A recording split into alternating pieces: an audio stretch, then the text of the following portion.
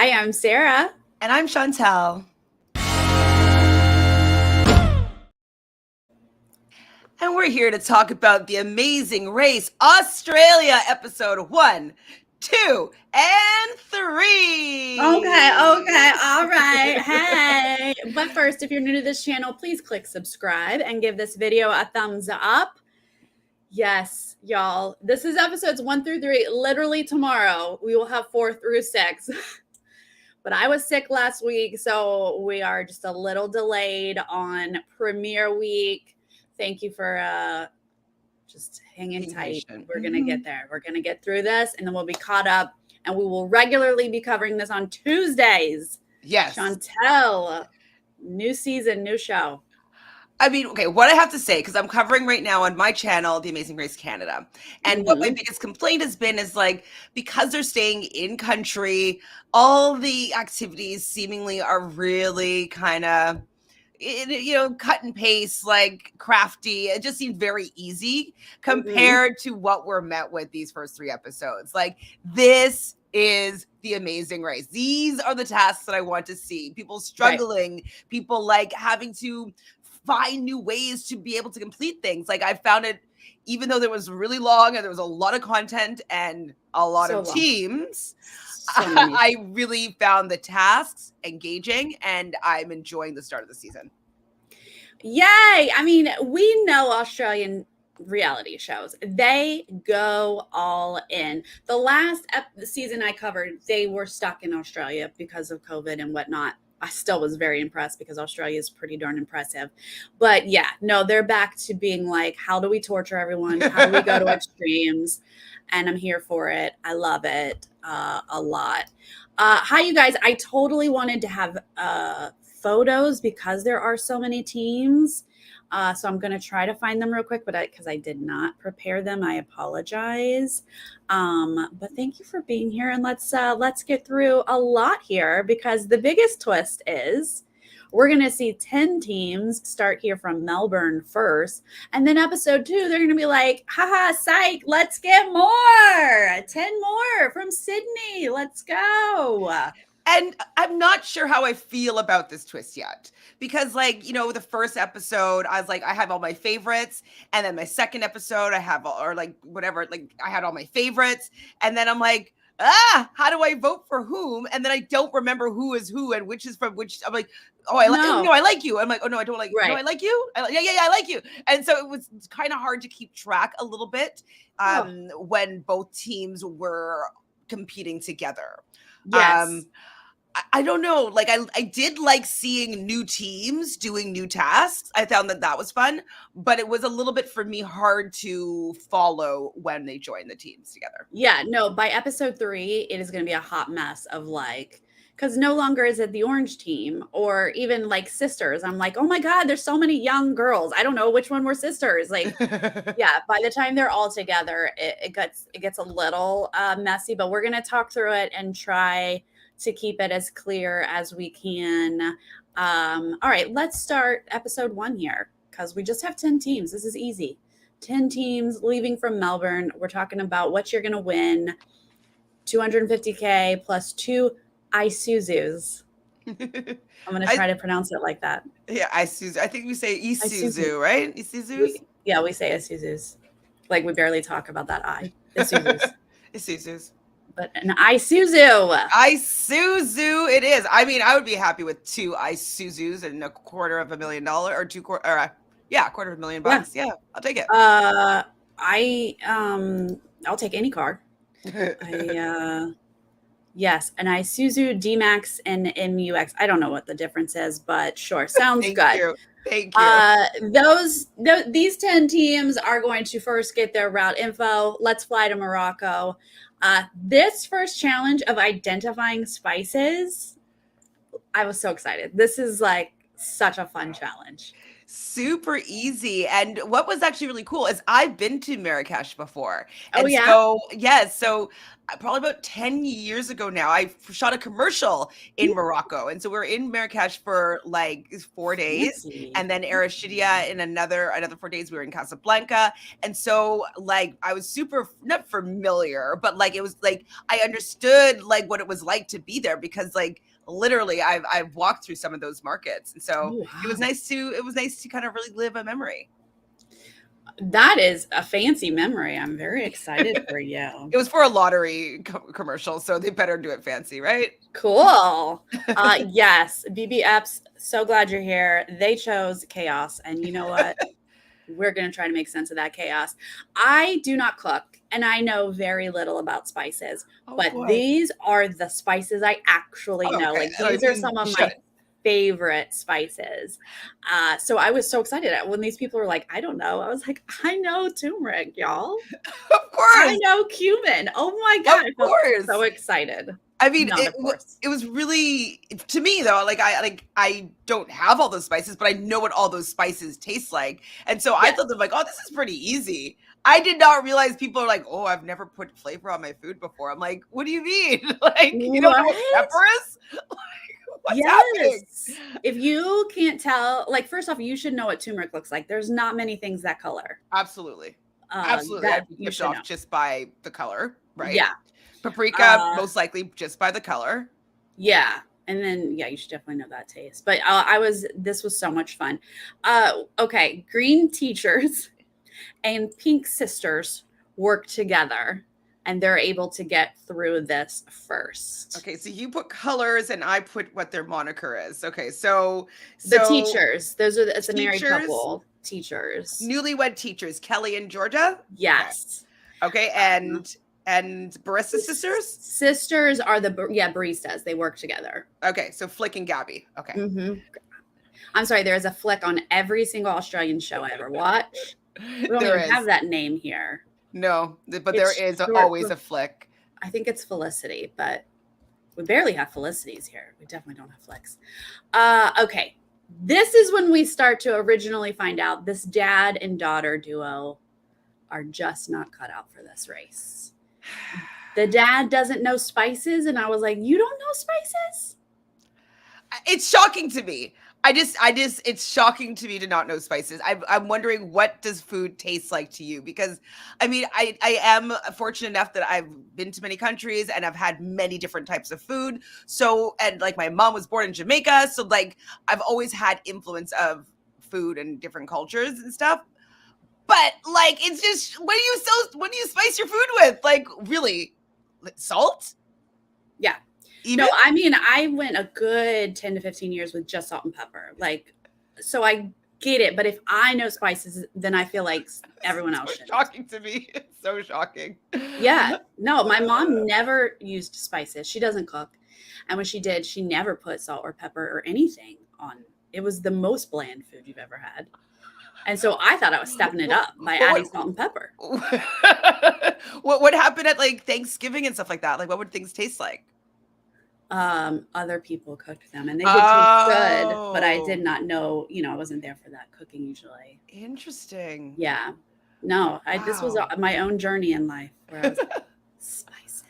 Wow. Yeah. So here's the thing. The dad and daughter is one of those teams that we see in most Amazing Races where, they're not going to do well on this show, right? They're not going to be one of our strong teams. But usually they excel in something, right? A puzzle or, there's something that's not too taxing that they can do. And here we are with the very first challenge is not too taxing and they're not doing well. And I was like, we're just doomed. These two are just doomed. And I never like to I always want to be encouraging and be like, okay, like I understand, like, you didn't have the experience that I had. So like, fine. But for whatever reason, this duo, I wasn't rooting for. I was actually frustrated that they were on the race because it just seemed like they were just ready to quit and easily wanted to give up on things, had zero hustle. kind of whining and complaining. And it just like, I didn't want to get behind them because it didn't seem like they even wanted to be there. And so. Yeah, they had no pep in their step, right? Pep. They did not walk with purpose. They were like, oh no, spices. And then you're like, okay, and now what do you do? Yeah, I agree with it. It was hard to root for them because you were like, are you guys working at this? Because now the hubbies, who I'm gonna just have to tell you as we go here, please you do the same. But the hubbies are turning out to be one of my favorite teams here. Oh, of course. I love Paco Amore. Yes. Hubby's got a star. Hold on. I'll tell you the names of the starred people. The hubbies, Flick and Gabby. I love Tammy and Vincent. That's the Rubik's Cube. Oh, the scientists? Asian scientists. Yes. I don't remember who they are right now, but Chelsea and Jamilo. I'm not sure. I can't read my writing. Yeah. So those were my favorite teams in the first round. Okay. Oh, Jameis. Chelsea and Jameis. Jameis. Okay. Yeah. Are the engaged parents. Okay. Yeah. No, I liked them. Yeah. Okay, great. I don't have all their names until I don't remember what they look like right now though, but I did put a star beside their name that I like them. Yes. No, they're great. Yeah.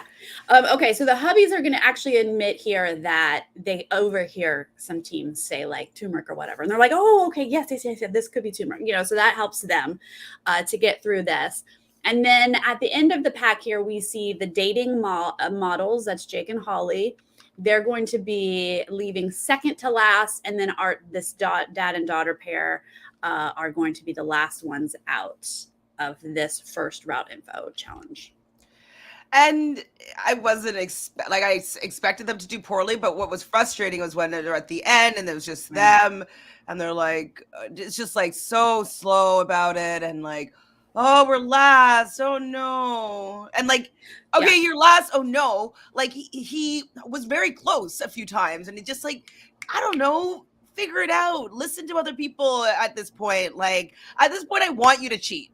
You know what I mean? At least then you're trying to do something. Please listen. Look at what everyone else is doing. Yeah, no, absolutely. Yes, no, I think like a dad and daughter team is so fun to have. Yes. And they're not going to win usually. I mean, maybe they will someday. But yeah, you want them to, you want to root for that. So this was tough to see.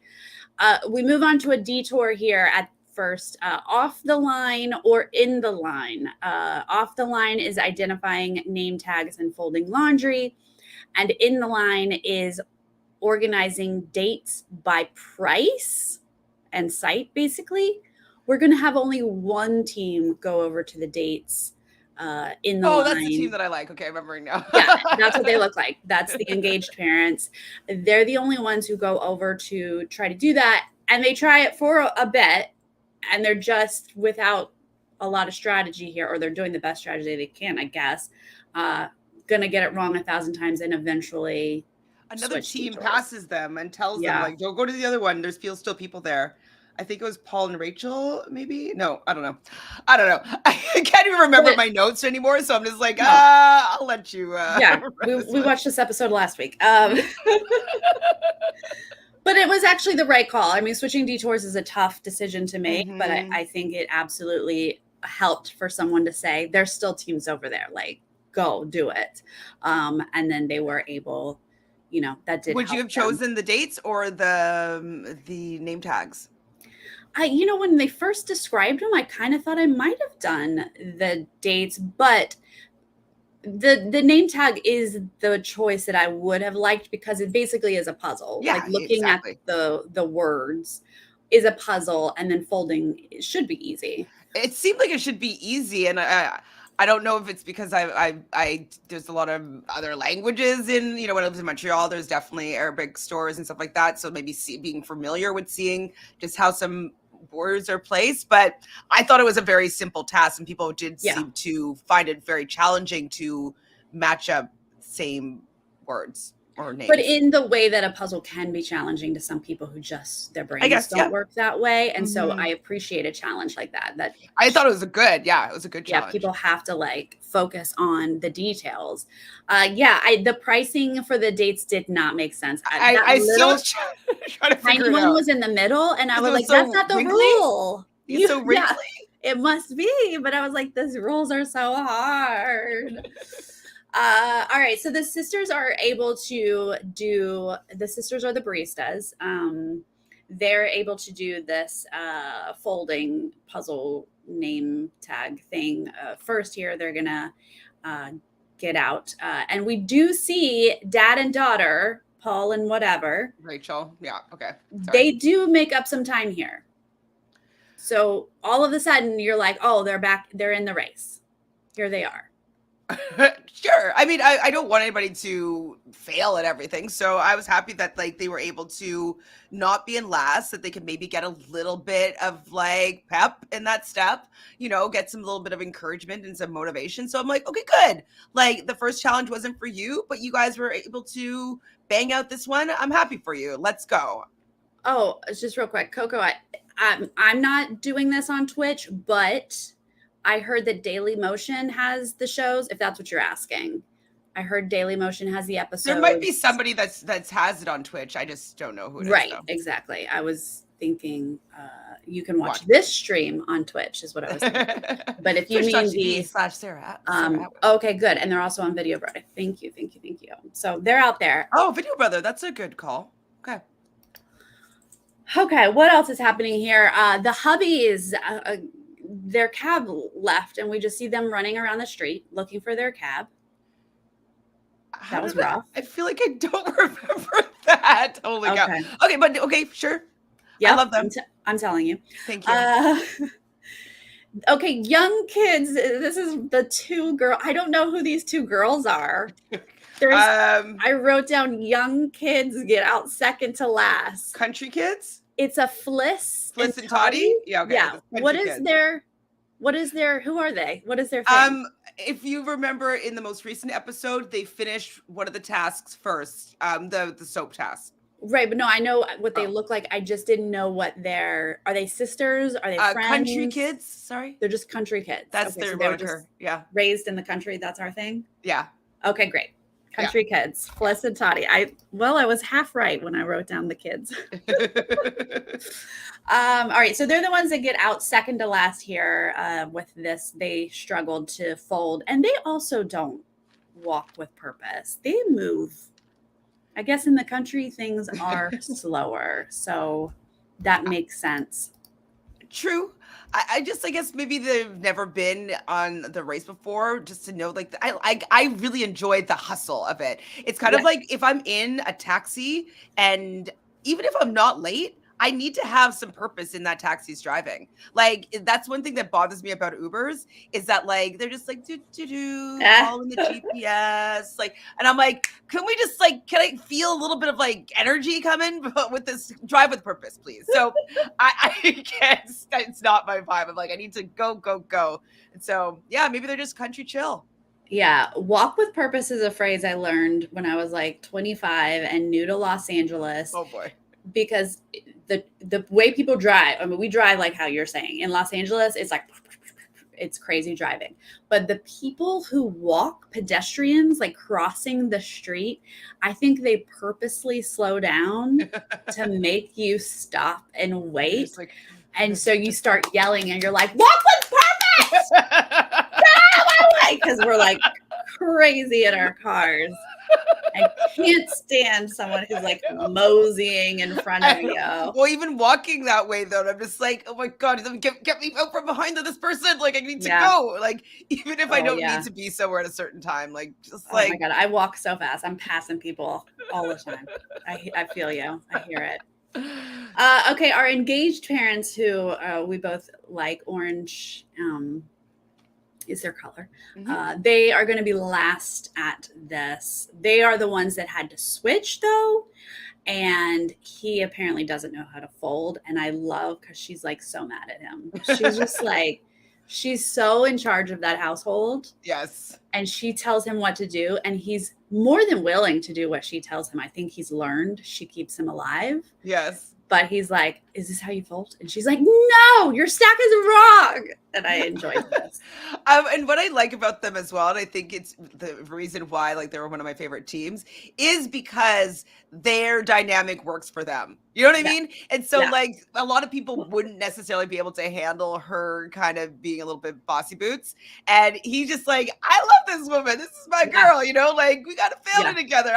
Whatever you say, go. Like he doesn't get offended by it, doesn't get pissed off. Like he just allows her to be who she is, and that's what I really like. And he's so smiley, like he's a happy guy. Yeah, they do give us some sound bites from them early on, and the dynamic is she runs like a property management, and he's her assistant. Like you're immediately like, what? Like he's so used to her just telling him what to do, and he's so cool with it. Yeah, I like them. It's so great. Yeah. Okay, our roadblock here is a stunt course at Atlas Studios. This looked so cool. Totally up my alley. I would definitely think that this would be super fun. They have to like wrap them up as mummies and then like have like kind of like a stunt obstacle course that they had to complete in 45 seconds. Yeah. This is fun. This is what I like. I like this amazing racing stuff. So right. Yeah. This is a classic challenge on the race, which is just so fun. And yeah, you and I, love production stuff in movie studios. Like we would love this. I would be like, absolutely, I'm running on coals and I'm going through fire rings. I'm there for that. But not everyone is going to be as excited about this as we would be. Shocking. It seems like it's so fun. I mean, maybe you'd be scared a little bit about the running off on the coals, but it actually reminds me of my dad in like the 80s was kind of buddies with Tony Robbins when he was kind of like when he was doing like personal power, like the beginning of Tony Robbins, and he was doing probably one of his like first retreat type things where they did have to walk across coals. And so like I heard stories about walking across coals for, it's all about mindset and walking with purpose and like, you know what I mean? Like, anyways, I would do it, but I might be a little bit scared, but well, of course, like get a little nervous adrenaline going through you. Yeah. You're not going to just be like easy peasy, but it's kind of the excitement. We see these sisters that work together who are also some of my favorite teams here. They're going to get there and out first. Like they're doing just fine. The teachers that are married, they are going to be second here. And then we see the scientists. Are they siblings? Yeah, I believe so. Scientists. Yeah. She's too slow. She's doing this one and she gets a time and she has to go back and do it again. I was rooting for them, so I'm like, no, come on, faster. I definitely am on their side.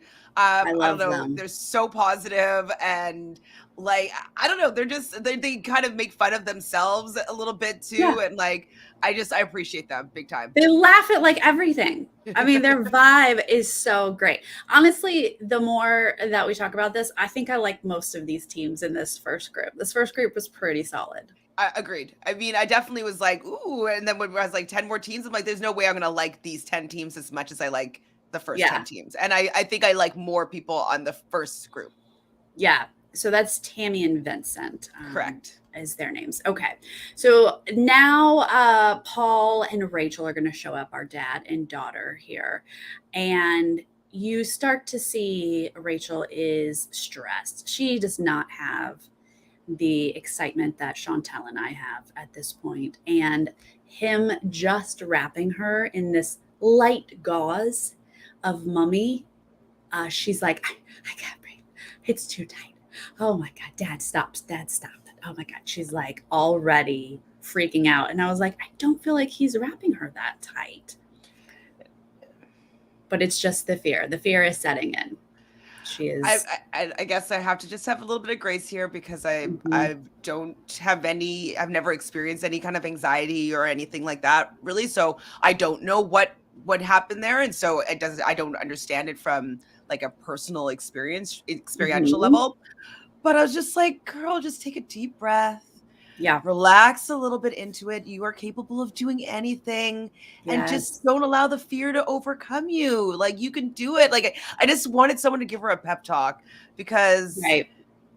it She wasn't that needed hard. a hypnosis. She needed you there to talk her through it Absolutely. because I have had panic attacks, and I know that once you get it, once it's there, rational thought does not Mm. work, right? The fear takes over, and you do feel like you're suffocating when you clearly aren't, And her dad had a point at one point when he was like, it's real for her in the moment, and that is how a panic attack works. So I can sympathize, but I have had to work very hard against my anxiety attacks and do exactly what you're talking about, of like working through them and doing the mental break to get past it.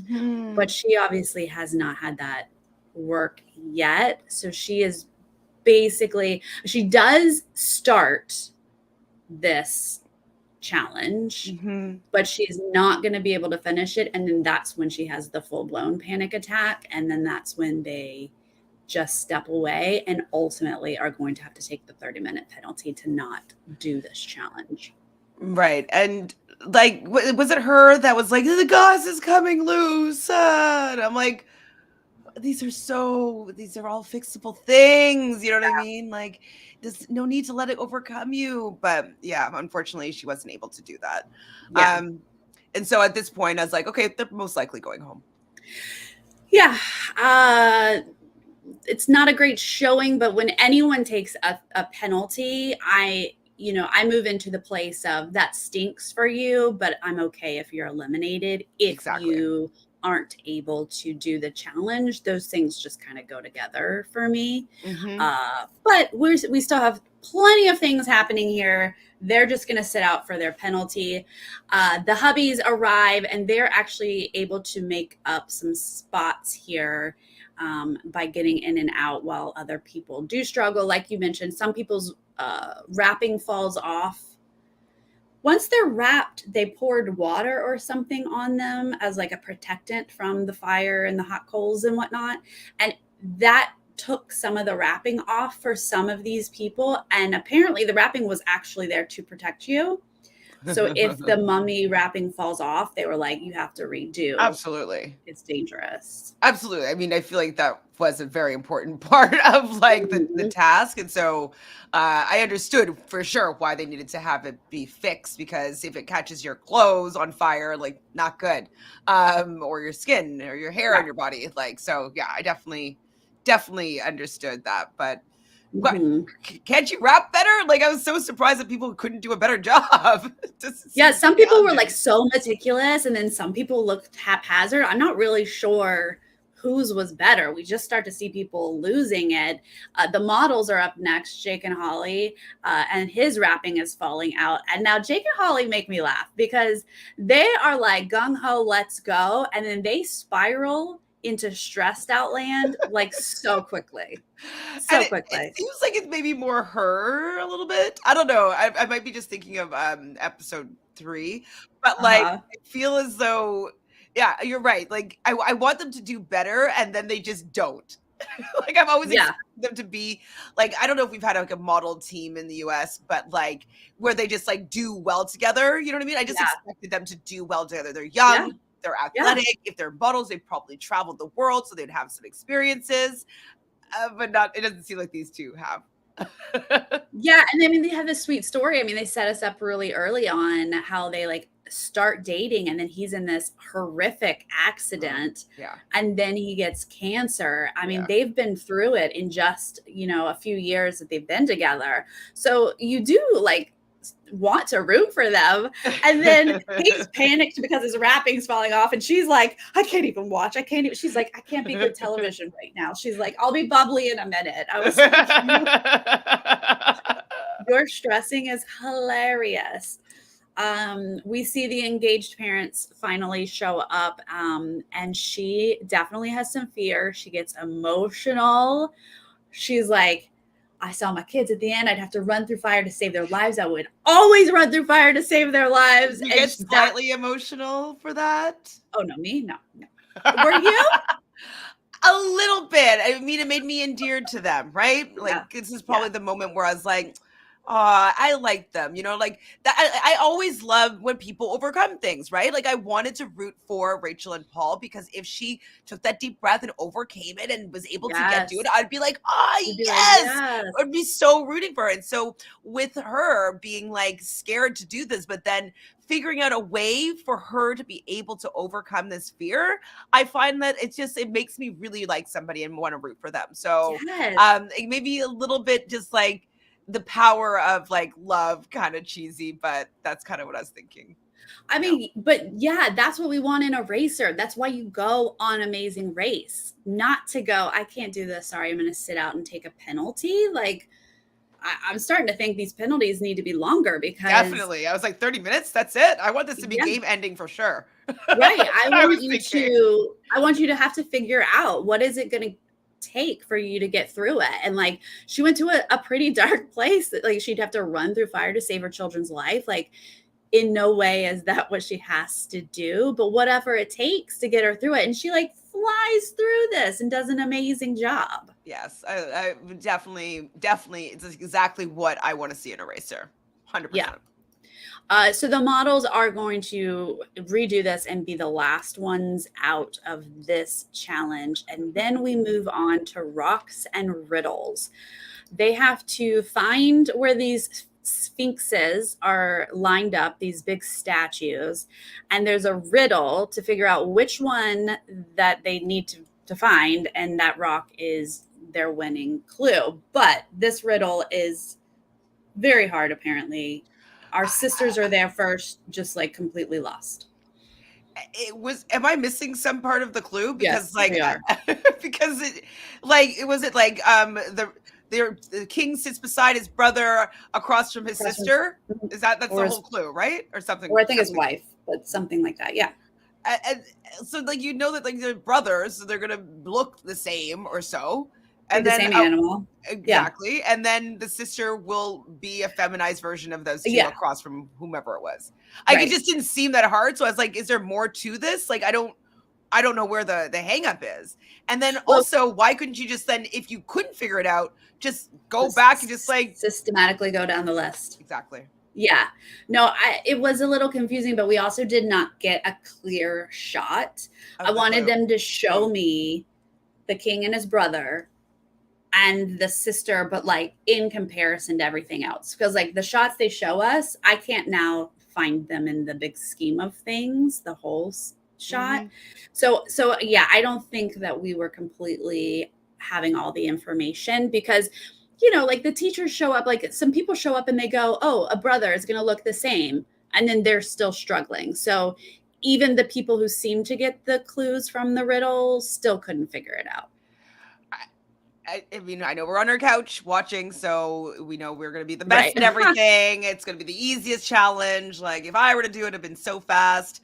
But there were suspiciously several shots of them standing around talking to each other. Yeah. Instead of just systematically. I ran with this one. Yep. Next one. And if you're with a group of people, be like, hey, I'm going to try this one. I'm going to do there was what, like 12 statues, 16? I can't remember. Yeah. But like, if you have a bunch of teams, each team does another one, and then you figure it out. I'd probably start in the middle just because it most likely won't be at the very end. But yeah. Well, you know that the brother is to the right. So it's not going to be the last one on this edge. And then you just like, I would start from there and you'd go back. And then, you start on the other side. And so I know Chantele took that one. And if you get it right, I run over and I take that one. Like, I didn't see them doing that. Instead, they all stood around and were like, this is hard. I think it was just they made it harder for themselves than it actually was. And it must have been because there wasn't that many statues and the clue was very simple. It was 3 lines.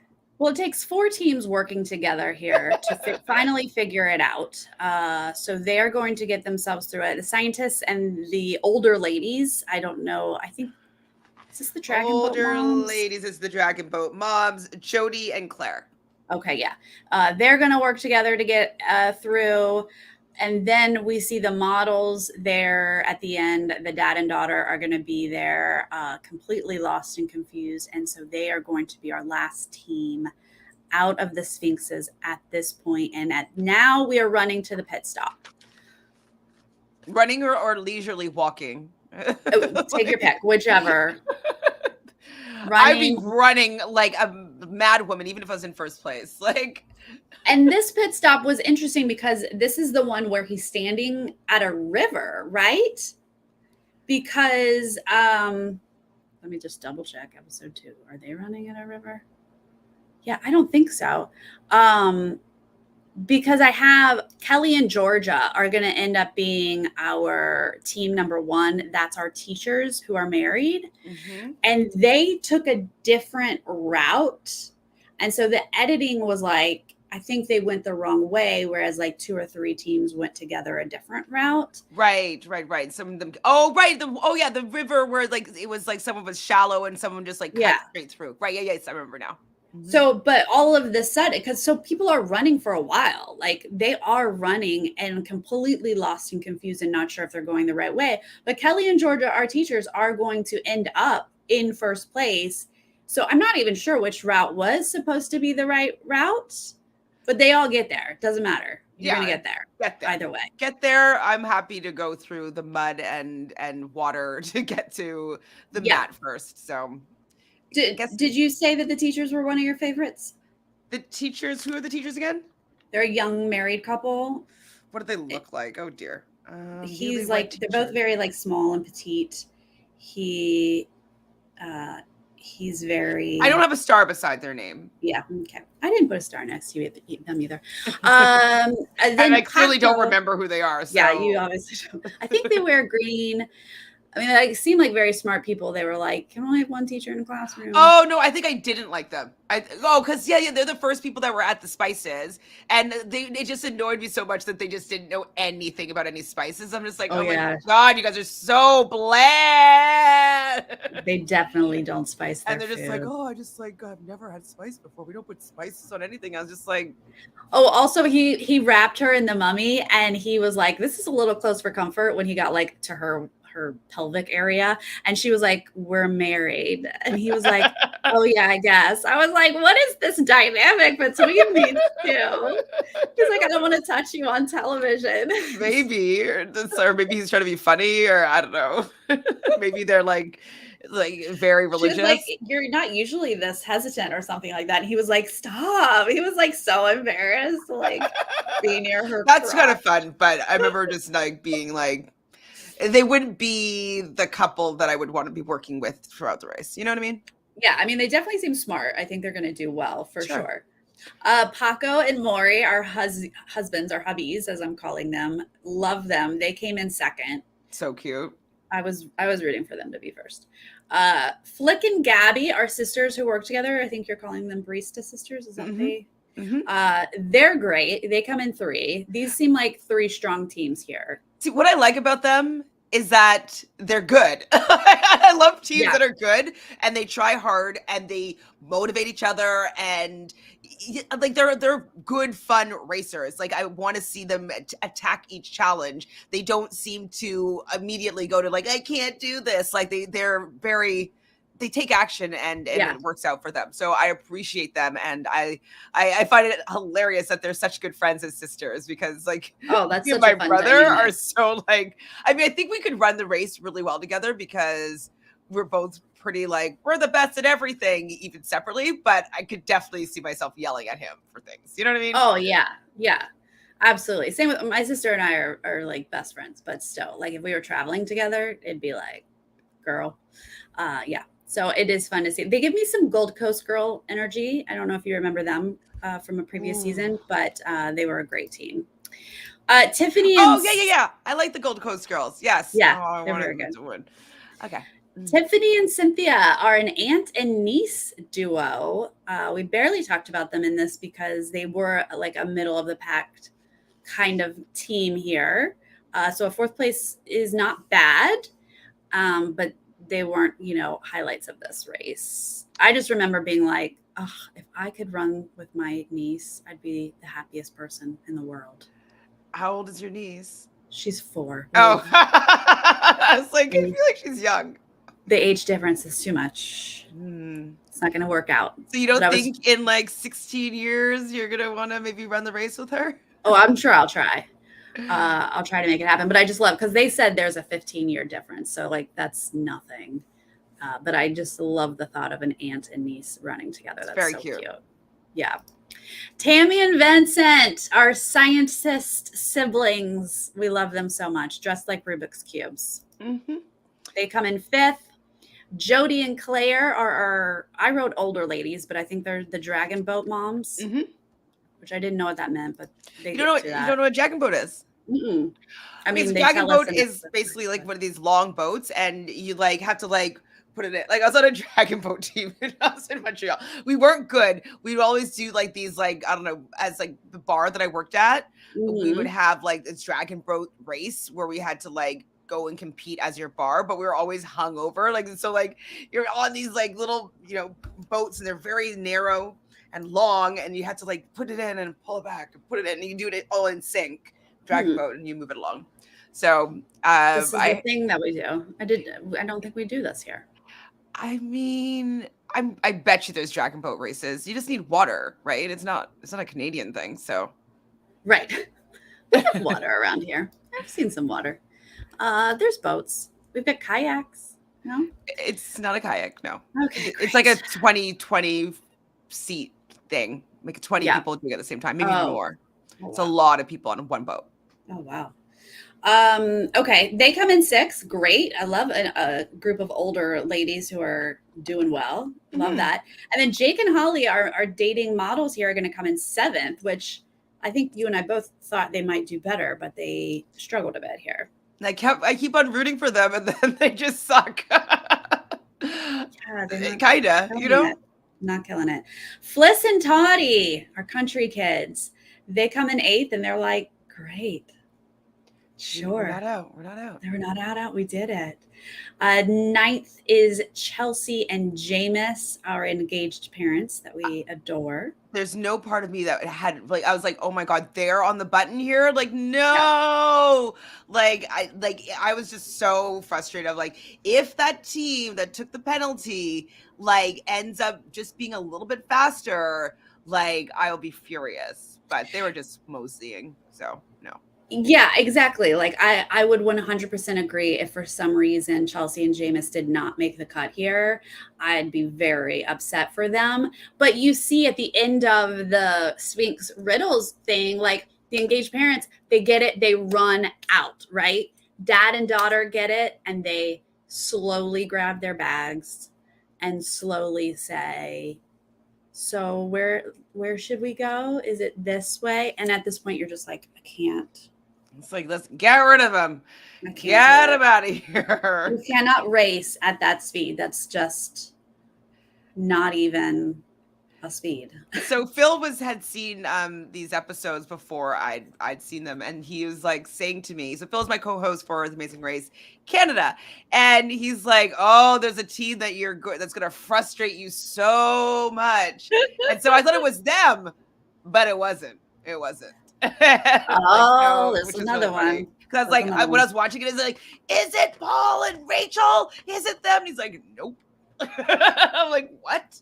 Are you going to tell us when we get there? I think you'll figure it out. Okay, great. Or you probably already have. Well, Paul and Rachel, they're going to come in here 10th place, and Bo is going to go ahead and eliminate them. Thank goodness they're eliminating at least one team. And it's, right. We're going to have 1,000 teams here in a second, so please eliminate somebody.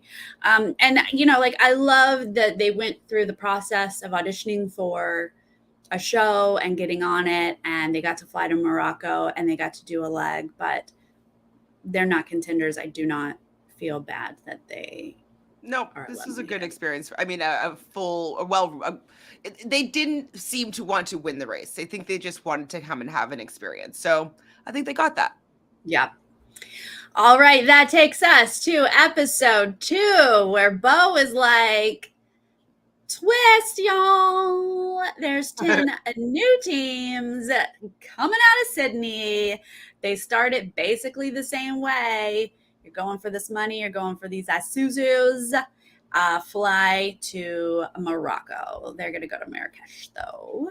Mm-hmm. Their first challenge here, a route info, is seize the clay. They're going to stack up their cart with some pottery. They've got to deliver 40 things of pottery to a certain location, and it's very rainy. Very, very rainy. Yeah, and this is like another, I'm like, great task. Like, I love this, make them stack some things, have to go through these narrow cobblestone areas. It's confusing, but like simple, but confusing, and would be challenging for anybody to be able to do. So it's kind of an equalizer in the sense that like not everybody's going to be like a master stacker on these carts and have like experience to know how to handle them.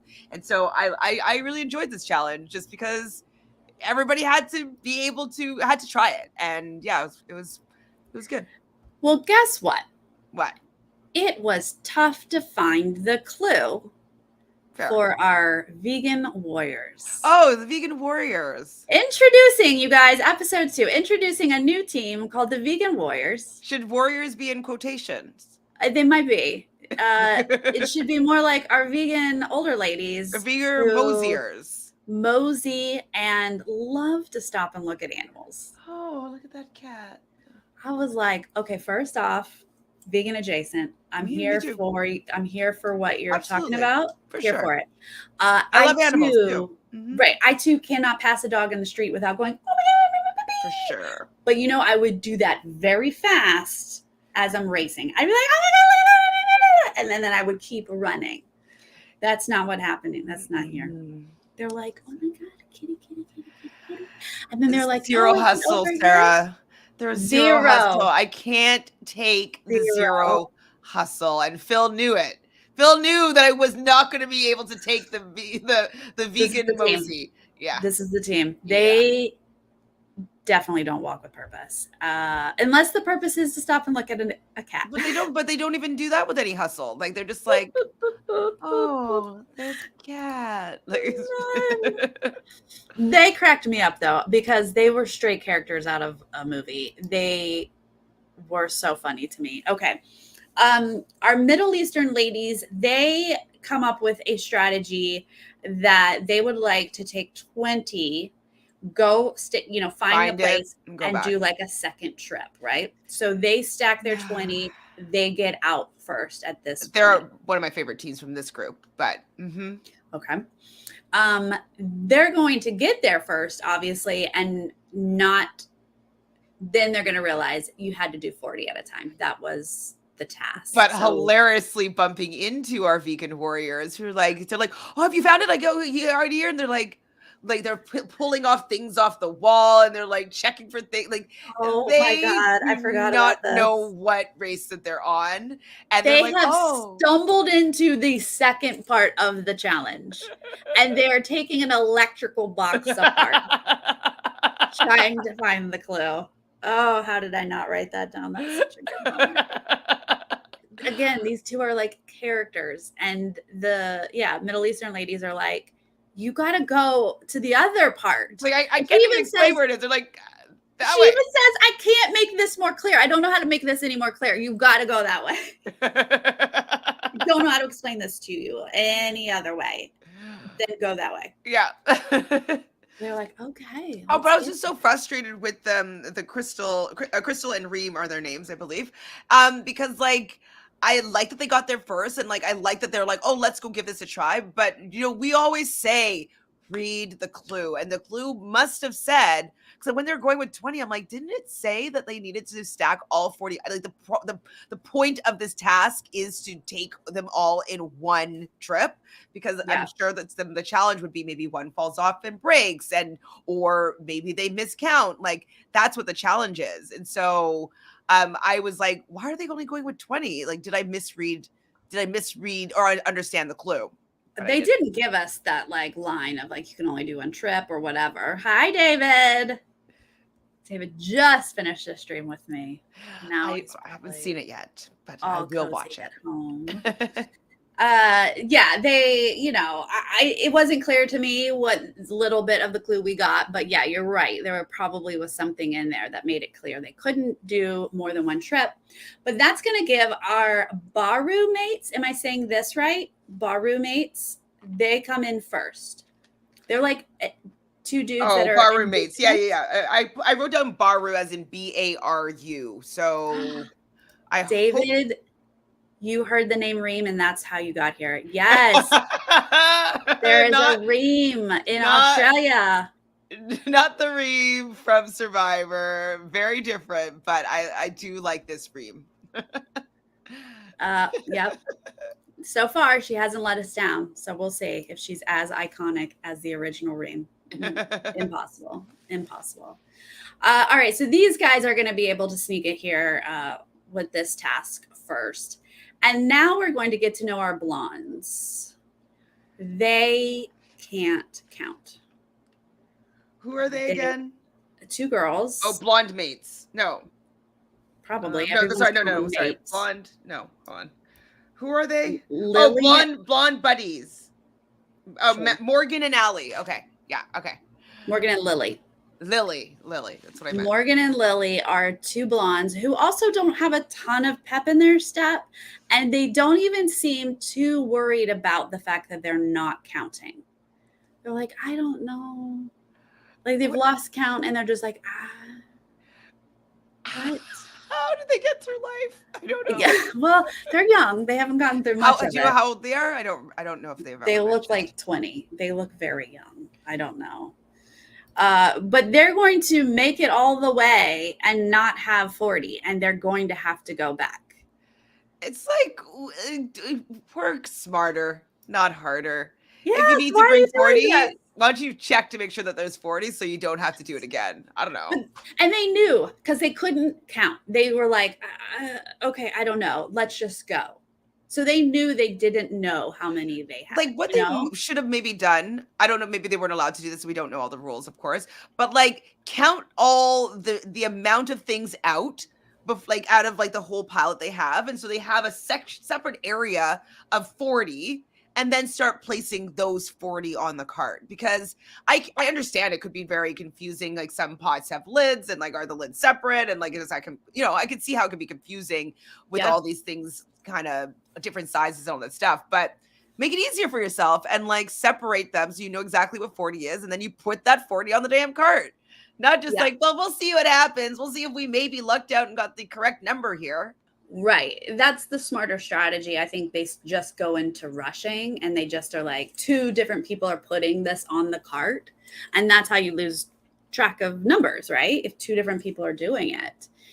Heath and Tony. Who are Heath and Tony? They're going to come in second place. Heath and Tony. Oh, Tony with an I. Yes, they're a married couple. Enduring love. Oh, enduring love. She has cancer. Terminal cancer, unfortunately. She has terminal cancer, yes. Which is very, like, I mean, I think it's really remarkable when people want to do something like this. Like, you can see that she has the fire to be here. Like, she is really wants to do well. And not that I want anybody to be experiencing a terminal illness, but that fight is what I find is remarkable in these players and who I root for. I'm not necessarily rooting for them. I do like them, but they didn't get a star. No, but you love why they're there, right? Yeah, she knows she doesn't have a ton of time. Let's go race around the world. I love that. Absolutely cast them. No, Ben. No, they have not. Stand by. Churchies. This is my nickname for them. Churchies. The two friends that's all they gave us. They met at church. They're orange, right? Or are they green? Yes. Orange? They're orange. They're going to get third here. Go ahead. Messy. They don't have a star on my list. They have a star for the fact that they do well and they're a little bit messy. So yeah, they're messy. Yeah, for sure. At one point in here, I was like, Jesus doesn't have your back. You're messing up. You're not doing well. But I'm going to eat my words here in a little bit, and Jesus is going to take the wheel for them. So at this point, though, The flamboyant friends have entered my life, and that too has a star. They have a star too. Those are icons. That's my favorite team. Definitely, Oh my God. I'm smiling whenever they're on the screen. I'm rooting for them 100%. Like they have the right amount of pep, the right amount of goofiness, the right amount of trying. Like they're a very well-rounded team. That what I think I like about them as well is that they're not super amazing at everything, but they try their best to do well. And so whenever they do succeed and do well, I'm just like, yes, you got it. You guys are good. So they got a star. Love them. They're living their best lives at this time. They're dropping their cart. They're crashing pottery, but they are going to do just fine. They're going to get it all back together and run off. And now the vegan warriors who are not warrioring are going to stumble on the clue. When they're walking by, though, and they're just like, "Oh, where could it be? They're there." And it's like they're at their only cart that's left there. Their cart. There's only one cart. It's just like the clue's on the and end. They're looking inside pottery. They're standing next to the clue, and they're looking everywhere else. Finally, one of them is going to see the clue, and they're going to now start this task. Yeah, I like obviously. They're there for the one leg. Maybe that was what their contract was. Like, we're just gonna do one leg, okay? Like, we're not gonna really run this race. I feel like that's the dad and daughter and this team. The producers were like, these are gonna be our easy.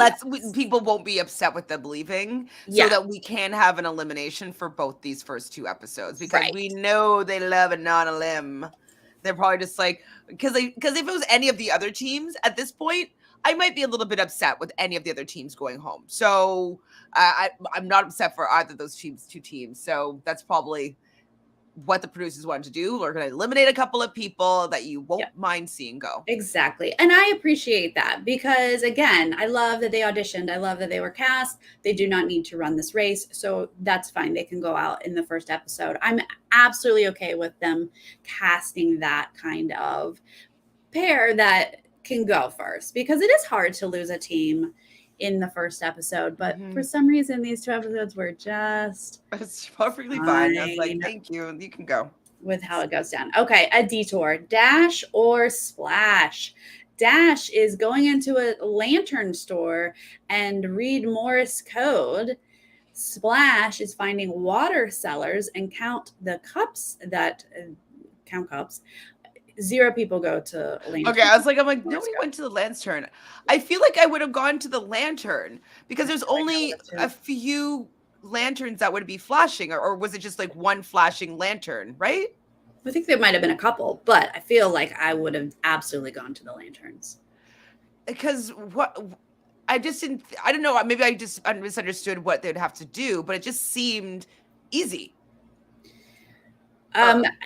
Maybe, I mean, when the clue is like Morse code or counting, I think people think counting is easier. But if there was any acknowledgement of like one's in a market and one's in a store, I'm always going to choose the thing not in the market. Like anytime you're out. And like counting 6 people and count how many cups they have as they're walking around and market and people like, it just seems like a disaster. But to be fair, they didn't even know that the water cellars were human beings walking around. So the clue obviously wasn't that clear. And maybe they thought they were going into a store and counting just like cups in a shelf or something. But yeah, it turns out to be way harder. But I was bummed that we didn't get to see anybody do. I want to see what was all about for sure. Because I would have chosen that one, I think. Yeah, exactly. Well, not that I know Morse code, but I just like would think that a flashing light would have been enough, right? Right. You know, it's dots and dashes. Yeah. Something like that. Exactly. Right? That's my Morse code. That's exactly. But blinking lights. Like. Yeah. Yes. Chantele has a cat. Who's I'm cat sitting right now. Like every once in a while, a tail. Just a little tail. That's the only cat that decides to hang out. There are 2 cats here. The other cat is a little bit more standoffish. And so that's Ernie. Ernie is Hey, Ernie. very, very friendly and likes to be all up in my business. So Oh, wants to be a star on the internet. absolutely. Our lawyer cousins, who I enjoy, I they think I speak like them. Oh French. yeah, yeah, yeah. Oh yeah, yeah. I like them. They speak French, and that's useful on this leg. And so they are the ones looking first for the water cellar and are able, I mean, like they point out, they do all the legwork here to discover that it's human beings walking around that they have to count, whereas everyone now can just run up and not have to do all of that extra work. They're going to do that. And we're just going to get a montage here of people just running I never around what's and happening. counting. These water cellars are like crisscrossing. You eventually realize you have to tell them apart. Have you counted that one already? It does look like a difficult challenge here. Yeah, it was definitely difficult. I don't know how to really even streamline it to make it faster. Like stand in the same like I don't know. You'd have to like definitely recognize the person and count. Yeah, it's hard. It was hard. It was definitely hard. And it was definitely hard for some teams to get to the number 71. These lawyer cousins, Kathy and Chase, I like them. are two of the most beautiful people I think I've ever seen. I think their faces are I just mean, they like, are, but not ever seen. Come on. yeah, no, I was like, these are two of the most beautiful people. They're Hello. striking. Like I mean, besides us, obviously, the two of us is what I meant. But they like have jawlines and cheekbones. And like, I was just like, whoa, they're both stunning. No, absolutely. I mean, they're very, very attractive people for sure, but they didn't Behind stand you is out for me stunning. as like the No, the most beautiful. yeah, I don't know why, but I was just like, oh my God, they're so beautiful. But they, even though they do all of this legwork first, they cannot come to the number 71. Other teams are going to pass them here. Our And they Mhm. did that same thing like on the Challenge USA where they started at a number and just went up when they should Oh have yeah. maybe gone like up, then down, then up, then Oh right. down, then up, then down because they started at 72. hmm And had they gone 73, 71, would have been faster than going 73, 74, 75, and then eventually going down. Yep. We've learned that. We have learned that. Definitely going to take that one with me on the race. It's going to be me and you, Sarah? No, you're That's still going right. to go with David. But Yep. One of you. Let's go. totally would do it.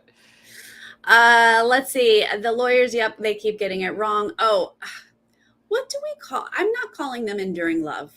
I'm sorry. That goes against everything from my ice cold heart would say. But our married couple, and she happens to have terminal cancer. I also don't want to call her terminal cancer lady. We could call them by their names, Heath and Tony. Damn it, that's a lot of work. Heath and Tony are the couple that are going to get this first. Heath and Tony. Okay. I was happy for them. Yeah, they worked hard. They got it. And then our vegan ladies, they're so late that they just show up to one water cellar standing there with a clue. Oh, that's that must be so demoralizing. Like you guys are taking so long that Everyone's gone home. It's gone. It's done. Everyone's There gone you home. go. You don't even have the choice to do this task. You are so far behind. And they're like, all right, well, let's go get a good night's sleep. All right. Mosey on over. They're going to get a penalty for this, obviously. They couldn't do the task. They will get a penalty the next day. The next day, the roadblock. Who wants to get in a pickle? Chantele, just from that clue. Are you doing this? Am I doing this? What are you thinking from this clue? Who wants to get in a pickle? I mean, I enjoy pickles for sure. I feel like you would enjoy pickles. I feel like you're a pickle person. So I think that you might end up doing this one and you'll be like, shoot, I should have done this one because I feel like you might have been squeamish over it. I would be squeamish as well, but I think that I might have been able to muscle through it more easily. In this moment, I was like, I love pickles and I love all things that are pickled. I love everything salty and pickly. And so I would absolutely jump on taking this thinking that I am like taking one of the food challenges. I got this. And then you tell me it's a pickled lemon. From I like 2 years ago. hate lemons. I hate a fresh lemon. I hate all things lemon. Don't Oh. get a lemon near me. I died when I found out it was a pickled lemon. I was like, oh, it's the one pickled thing I like. You No, don't like the freshness of a lemon? no, they're not fresh. Get it out of my face. What about limes? Love limes. I will always ask for a lime over a lemon, please. What happened to you with lemons? I'll tell you what it was. I have some sort of young childhood memory of cleaning products being lemony. Mm-hmm. So a lemon to me is like chemicals and cleaning products. No, just kidding. I mean, I didn't Just do the kidding, I'm work. kidding. I wasn't cleaning anything as a child. I don't know if it was like at a school or I don't know the actual memory. Did they make you drink it? No one made me drink it. But then someone handed me some lemon flavored food and I was like, gross, this tastes like cleaning products. Like, so to me, that's what it is. I don't know. But yes, it's bizarre. People, I've talked about this on chats before and they think I'm weird because everyone loves a lemon. Well, but no, I can't do it. I understand that sometimes when you have those things that happen when you were young, like, oh my God, you don't like lemonade? That's true. What about like, okay, I have to say, I went out for gelato the other day and like, I literally got a scoop of mango and a scoop of lemon sorbet. Like those are the two that I'm like lemon. I love lemon. No, the one thing I do like is a lemon meringue pie. No, but a jelly-filled lemon donut. Like that jelly filled in a donut is lemon. That's the only lemon I have been able to do. But I don't want a lemon cheesecake. I don't want a lemon meringue pie. You would like a lemon meringue pie if you like that jelly donut, I would think. I can't. It's like giving me goosebumps just talking about it.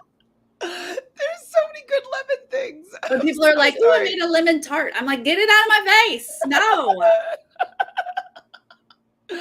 I'm sorry, but I mean that's amazing that like we would be like, yes, we got pickles, yes, and then like the one vegetable or fruit that you can't stand, right? That is like what you're gonna have to eat. That would be, I would have just like died if that's what I ended up with. But anyway, here we are. These are not just lemons; these are pickled lemons, like you said, from like 6 months ago to 3 years ago.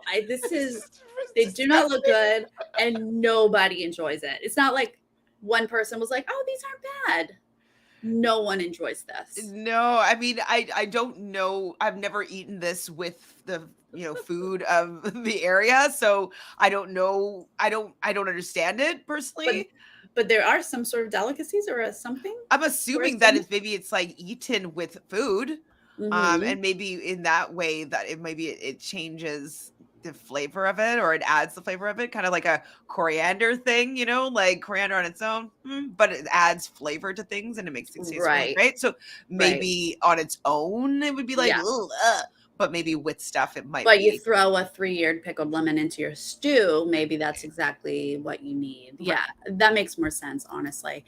Maybe it's like little bits of it too. Like maybe you're not eating a whole like half of a two-year-old lemon. Oh my God, a lemon rind? Oh, like I can't even. Oh my God, like, the sorbet is so delicious. Oh, I'm so sorry that you. Well, I mean, it's kind of like me and whipped cream. I can't have it. It's disgusting. Oh. So, but it's because I had an experience, though. Yeah. So when I was like, I don't know, I was like 12, I think, and we were playing these games, and you can't do that on television. Did you guys watch that show? Is that a Canadian thing? So you know how they always slime you? And so like we were kind of doing like, let's learn something, and like we made like a game show, and if you got an answer wrong, you get slimed, but in this case, you'd get whipped cream all over your face. Well, I got an answer wrong, and got whipped cream all over my face, and the whipped cream can was rancid or was wrong. Oh no. And so every single hair pore up my nose, like my eyes and my ears just smelled like rotten whipped cream, and I couldn't get that smell out of my nose for like a week. So now even just tasting it, I can just taste the rancidness like immediately. So can't do it. But do it for the race, but I can't do it really. I would power through these pickled lemons for the race. All right, they're just signing up at this point for the next day. They're getting in order, and the teams are only 5 minutes apart, so they're quickly going to all be eating / gagging and spitting together here, which I'm all for. Torture these people. I love it. But watching people gag over and over and over again, and they give us plenty of it, my stomach starts to go, okay. Yeah, I was like, okay, go. Like, right. Let me just stealing people finally get it done. But yeah, Tony and Heath had a lot of trouble with this one. And yes, Heath I could. Trying. Vicky, this is a great idea. I really could. What I'm gonna do, for my best friend's boyfriend and his twin brother both have a fear of spiders that they can't see a picture of a spider. They can't like spiders, just they're terrified of. And so I'm probably gonna do hypnosis on them to see if I can heal them both from their spider fear. So I definitely could. That would be fun to just try, because I can live without it if it doesn't work. But it would be neat to be like, oh my God, I like lemons now. That would be. I think it actually probably would be easy. We just on the stream that David and I were just doing, talking about Big Brother and talking about Brittany's hypnotherapy, which I, by the way, told everybody that your connection with Brittany, still wild, right? So wild. But David talked about his hypnotherapy experience because he used to crack his knuckles really severely. He did 2 sessions, being hypnotized, and does not do it anymore. And he loves her and talks about how she changed his life because it was such a thing. And so he swears by what. I wonder who his teacher is as well. I'm curious. Someone out here. Yeah, I'd have to find out. I'll ask him. Yeah, that's cool. Yeah, I definitely think that you can. I don't think that one's super ingrained in your subconscious that it couldn't be healed. I think that it's very possible that it could be something in my quite easily. If you can just find out who was cleaning, it wasn't my mom.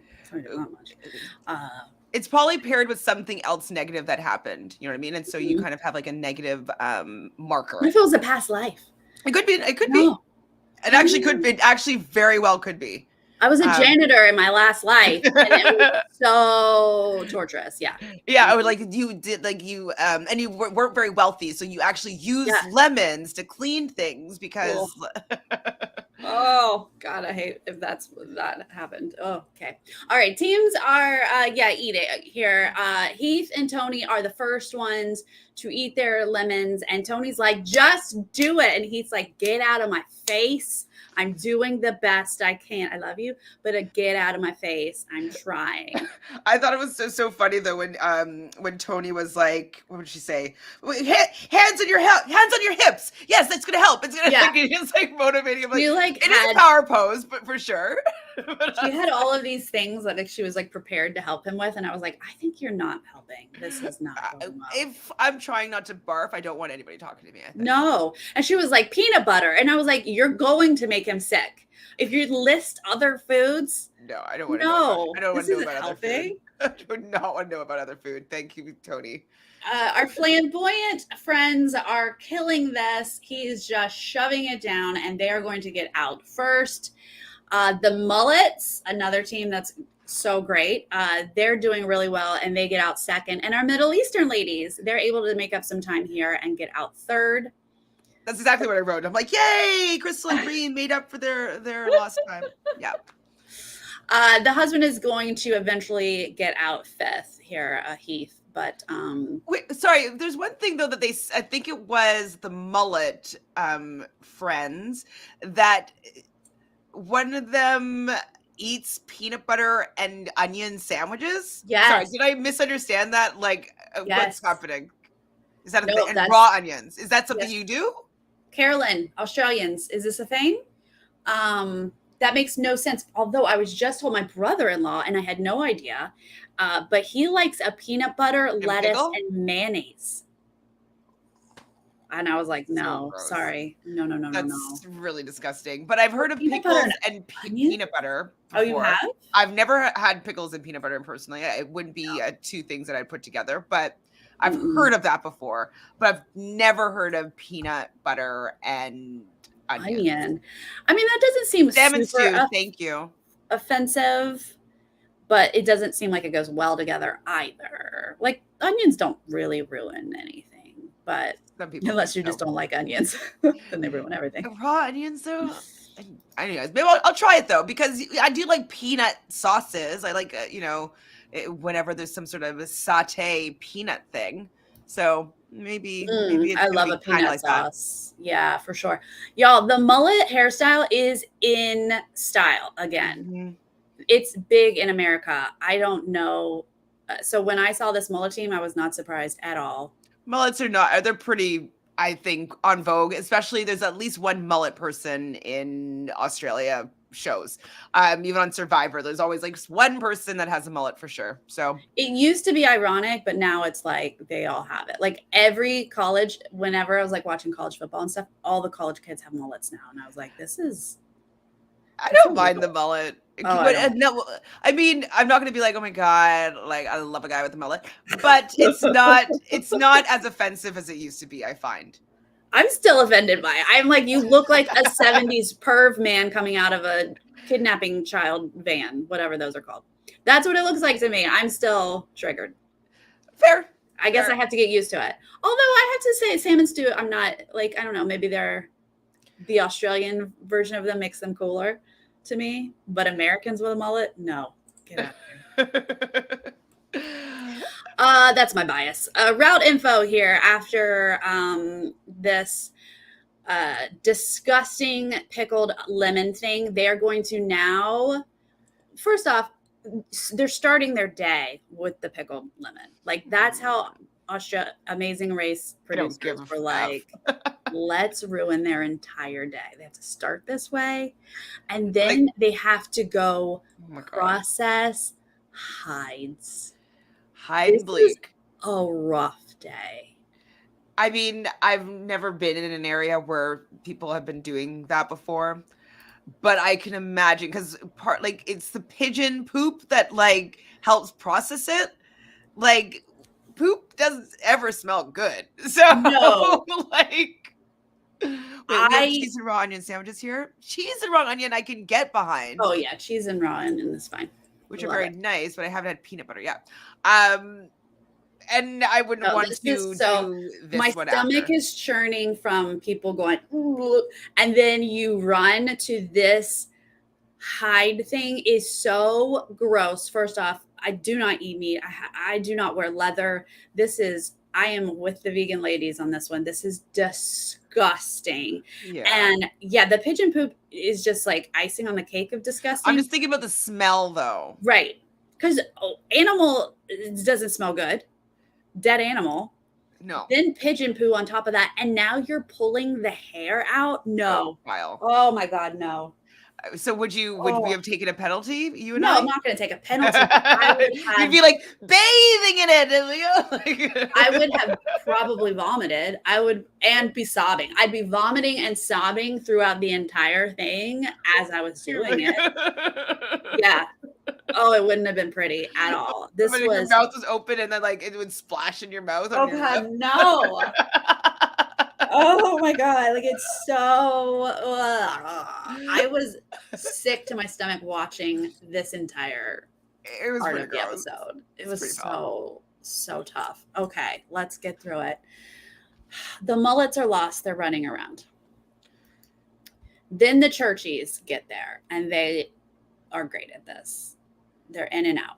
That's the orange team, correct? Yes, Jesus took the wheel, mm-hmm. and they were able to process these hides very quickly. The lawyers and our married couple, they get to move up some spots here doing this. And then our mullets finally arrive. Then our vegans. I mean, I as soon as I saw this challenge, I was like, there is 0% chance that the vegan warriors are going to be able to do this at all. I just like there was no part of me, and I'm wondering if that was also part of the producer's plan. It's like, well, we need a team to eliminate. We know that they probably won't do this task, so they're like, let's offend them superly and have them eliminated. Unfortunately, what I didn't like about the fact that they were doing, like, they did that to them, is that, like, they were also feeling that they were offending the culture and, like, what they were doing, and I understand that, they'd be like, I understand that you guys are doing this and this is what you have done for hundreds and thousands of years, but my morals right now doesn't really allow for that. And I just didn't like that they had to feel maybe a little bit like bad for their thoughts. But no, it's very questionable, especially since we just had 10 teams leave from a different place and do different tasks. The dad and daughter and the vegans could have easily been switched, right? They purposely put the vegans on this leg. And I mean, I've talked about vegans on these shows before, and you and I have talked about how, like, we definitely would power through for these shows because we're just fans of these shows. But, like, I can't expect these ladies to pull the hair out of dead animals. Like, that's absolutely not. So extreme. And especially because they know they're so far behind, they're not in the running to survive this leg, right? So definitely, if they had actually tried to do this and still been eliminated, I would have felt horrible for them. I don't think that there was a chance. I think that the producers probably knew that, like, they're never gonna do this. We'll just have them eliminated. I can't even picture these two women pulling out the hair. I couldn't. I appreciated the one who was like, you know, I was gonna try to step up and do, you know, these uncomfortable tasks for us. But yeah, not in this situation. Like, just not worth it. I was like, for the first time, I think this is the first time ever, I was like, yes, bow out. Don't do it. Take the penalty. I understood. Like, I wasn't mad at them for it. No. They're going to sort of be like, we're standing by our principles, and I appreciate that at this point. But still only 30 minutes. I was like, huh? Still only 30 minutes. I was like, they're not going to stay, right? That's exactly what I was thinking. I was like, 30 minutes is not enough. I mean, like, isn't, like, the mullet friends still there? Like, are they going to be ahead of them now? Yeah. Chris and Alicia, I was like, do it. Don't skip any of these. I was like much harder on Chris and Alicia, but that's because they were competitive, you know? Yeah, I can't remember who they are right now, but they did really well at most tasks, but they were vegan, so there was some food stuff they didn't want to do, but they did it. Oh, was they talking to you about the raw eggs? The eggs, yeah. Yeah. They did. Chris did the eggs. Well, okay. The mullets are able to sort of pass some people here, but the flamboyant friends are getting passed by so many. They got in a zone or something. They weren't messing up, it didn't seem like, but they were just like, wait, how are people out already? Like, as they're... I would wonder that too, though, because it's like you do have to complete the task. So maybe their particular hides had tougher hair to pull out. I don't know. Blah, blah, blah, blah. All right. Well, this is going to take us to our pit stop here. Angel and Frankie, Churchies. I like them. I'm sorry. They're kind of the villains so far, like, or they're gonna become the villains, and they are. I'm into that. I think that they're both also really good looking, so, like, looking at them, and like, I don't usually root for the religious people, but I don't know, there's something about them that I like. They're not any, like, stereotypical religious people. Like, they're not. I mean, I think they threw in, like, one dear prayer. Lord, just to give us a sense of who they are. But, like, she's spicy, and yeah, like you said, they're about to be the villains. So I don't know. They just seem like a normal team or an average team that just happened to have met at church, and that's what the producers gave them. That's you know, fair. You know. Kathy and Chase are lawyers. I think they're cousins. They come in second. Lauren and Steph, they're a cop couple. We didn't talk about them, but they're one of my favorites. I really like them. They're okay. That's it. I like them. I like their personalities. You know, I don't know. A top three finish is great. How they continue to do, I don't know. But they're cute ladies who are cops and then became a couple. Crystal and Reem, our Middle Eastern ladies, come in fourth. I like Great, them. great job. Heath and Tony, our married couple, are coming in fifth. Sam and Alex, flamboyant friends, sixth. Sam and Stu, plus a dog, they come in seventh. There are mullets. Oh, right. Sorry. Yes. Mm-hmm. There are mullets. Eighth place is Stuart and Glennon, Baru mates. I like them. Morgan and Lily come in ninth, are blondes. Not a lot going on up here, but they made it because our vegan ladies are going to come in 10th here. Bryn and Anya. They're going to be eliminated, but only after they stop to save a bird on their way to the pit stop. Literally stop to pick up the bird. And the producer was like, I will take the bird, please. Please give me the bird. They're like, don't kill it. What are you going to do with the bird? He's like, don't you worry about it. Get to that pit stop. I'm going to just take the bird, okay? I mean, they follow through with what they believe in, and so I respect that for sure. Absolutely. I just don't know if this race was the right choice for them, but they had an experience. Like you said, they went through the casting process. They did get to go to a flight to another country, make some friends, potentially do something wild and crazy, and so they got their experience. Look, I like it anytime someone has a, platform or, they didn't give us an exact organization, but they talked about, being activists and wanting to donate money to these organizations. So, if there's anybody out there who maybe saw this and donated, so like maybe they did a little bit of good, Absolutely. Didn't have to do the whole race. Hopefully they feel that way. Let's go to episode 3, wrapping up our first week. We're still streaming, guys. I do feel though we can plow through this episode more easily than the other episode, because there you can't keep track of like, oh, this person left first. That's like, it's just a little bit too much to be super accurate in my opinion, but maybe I'm wrong. Yeah, I mean, we're skipping over stuff here, but there's a group of whichever ones it was, our Sydney people, I guess, are up on the top of a mountain being like, what's going on? Why are we up here? What's happening? We're all nervous. And then the second group is just hiking up because they were told to hike up. And then I do love the way that they just messed with them, because no one knows what's happening, but they start to see other teams. And at first they're like, are you guys American? Like, what? Are you a different show?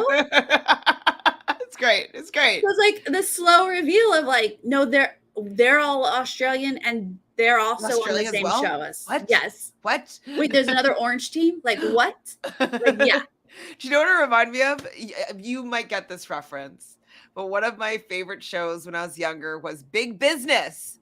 And so when Lily Tomlin and Bette Midler, they see their twin counterparts. Yes. And they're just like, what? Like, they're so confused, right? It just reminded me of that. Like, I know they weren't twins, but it's just like seeing these other people. Like, it was like, is that who's that? Like, it reminded me of Big Business. You guys, I watched Big Business like maybe 3-4 months ago again. It is one of my favorite movies.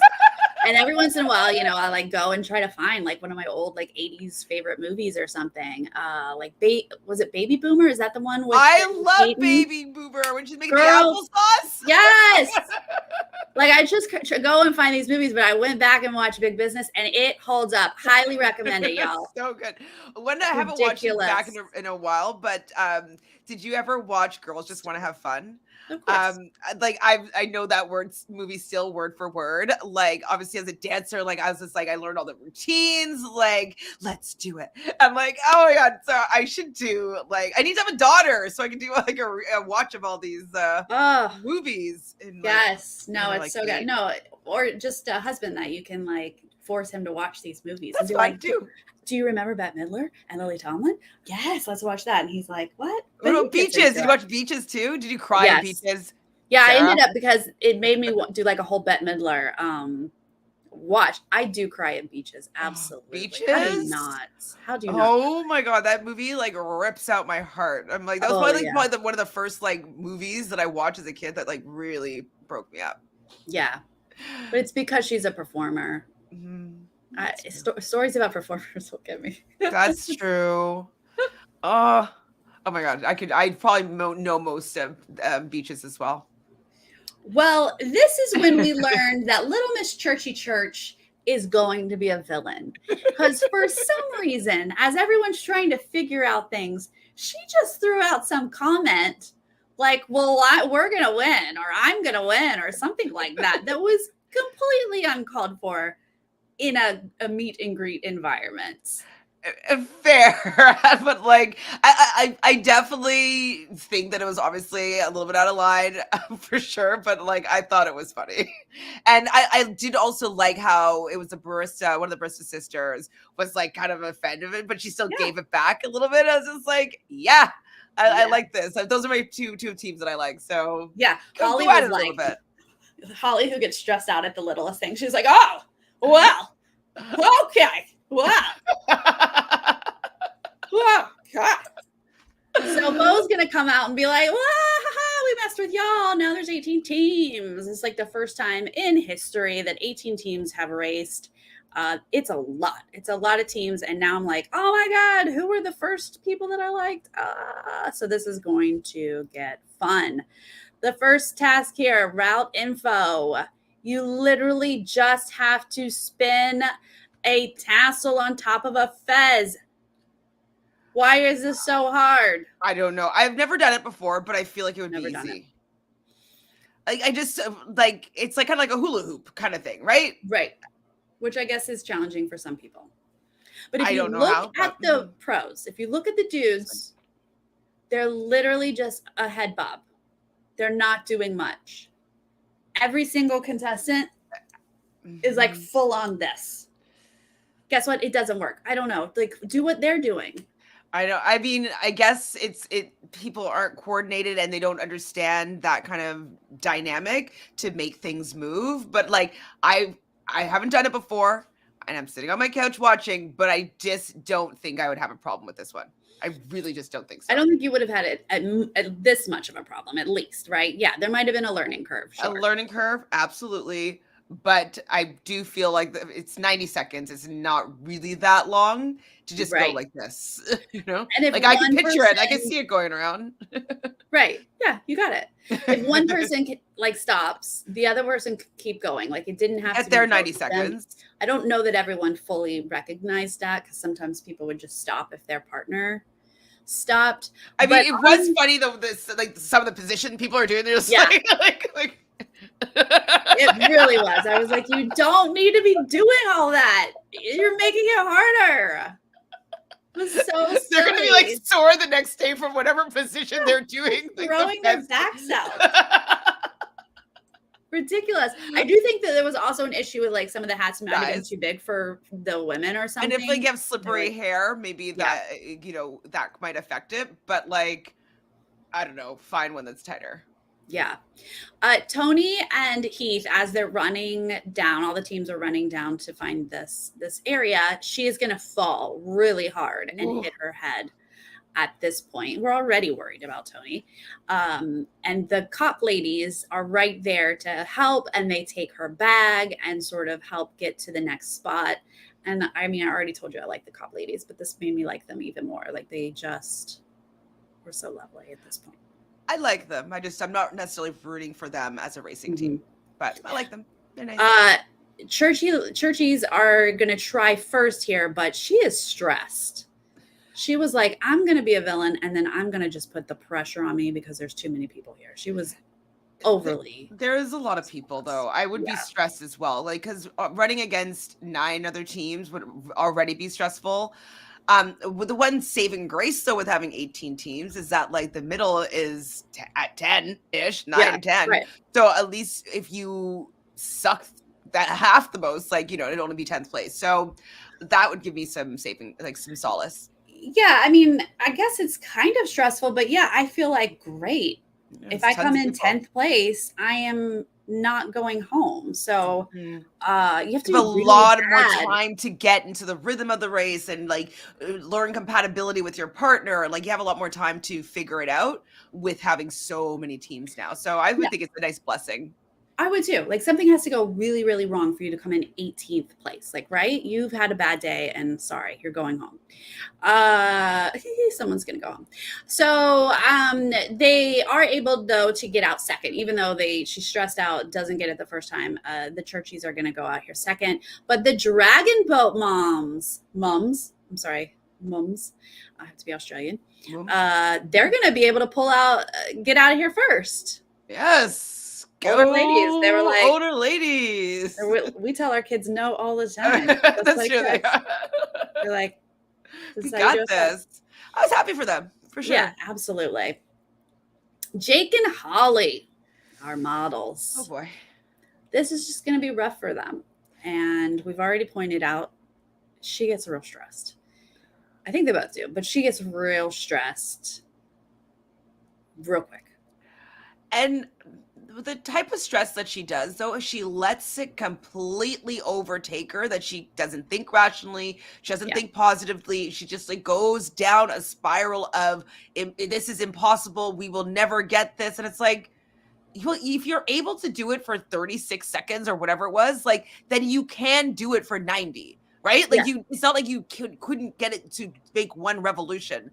And so taking that deep breath, calming down, and just like allowing yourself to get into the rhythm of it and the flow of it, she would have been able to do it. I definitely didn't think that their technique was so off that it would be an impossibility for them to be able to achieve this. I really thought that they were actually had good form.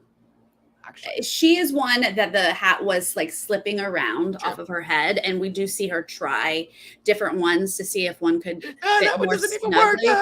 But yeah, she's to that point where it's frustrating her so much that she's not really able to problem solve, right? She's not really able to be like, okay, what is the hat that fits the best? I also wanted her to just hold it, right? Was this against the law? Not sure. The law.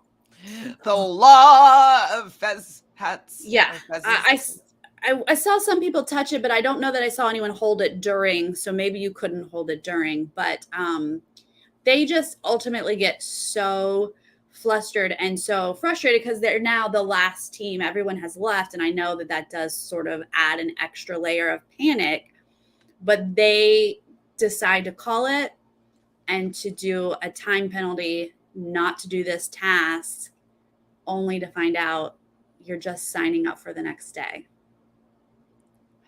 I see. This is a reason why I would, if it's something like I really don't think I can do, maybe I'd take the time penalty. Maybe I feel maybe. But like for this particular task, I just don't think it was that difficult. And it wasn't like they didn't get it at all. You know what I mean? They still got the hang of it for a little bit. And so the fact that they took the time penalty, I was frustrated with them because I thought they could do it. This is tough. This is why a 30-minute penalty doesn't work for me, because it's not a horrible consequence. Right. A 30-minute, scary enough. Right. It's not, because you're thinking the next thing is a hammer blah, blah, blah challenge that make up time. Easy. Jake can power through and we can make up time. It's like a speed bump. You know what I mean? Like, right. You're like, I could spend another hour before I get this. 30 minutes is better than that. Right. So that's why I don't love this 30-minute penalty. But the fact that it's 2 hours in Canada, I think it's long. I think it's 2 hours in the US too, or at least sometimes it's been longer too. Like I think that they had like choose maybe how long the penalty is according to what the task is that they were overtaking. Yeah, you're right. I think I remember a 4-hour one at one point. But the way that this backfires is really interesting because it doesn't take them long to realize, oh crap, we could have done this all night. We'd still be starting last tomorrow, and we had to basically, have a whole day to catch up. Mm-hmm. This is a tough moment. Yeah, I definitely was frustrated for them for quitting. it wasn't decisions that I was going to be making at all. I don't know why the vegans got theirs first and these guys got theirs at the mat. It must just be the way that they I think schedule the day. Wait, the vegans had to just wait out their. Oh yeah, I don't know, actually. Oh, maybe because they knew that they weren't going to do that other task. No, wait, sorry, that was that task. Sorry, I'm mixing up people. The vegans had 2 time penalties. So maybe the producers knew they were going to have a second one that was going to be served later. So they were like, we got to get that first one out of the way. They could have just tacked them on both at the end. I'm not sure. It probably just had to do with the scheduling of the day. The producers fit it in when they can.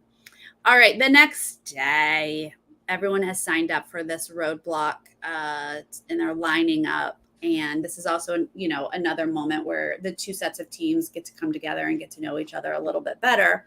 And Jake and Holly, who Jake had cancer, see Heath and Tony, and they're wearing a cancer ribbon or something. I didn't see the ribbon, but they bring it up and they take this moment to have this like cancer connection.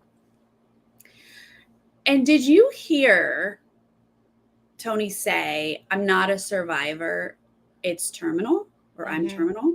Mm-hmm.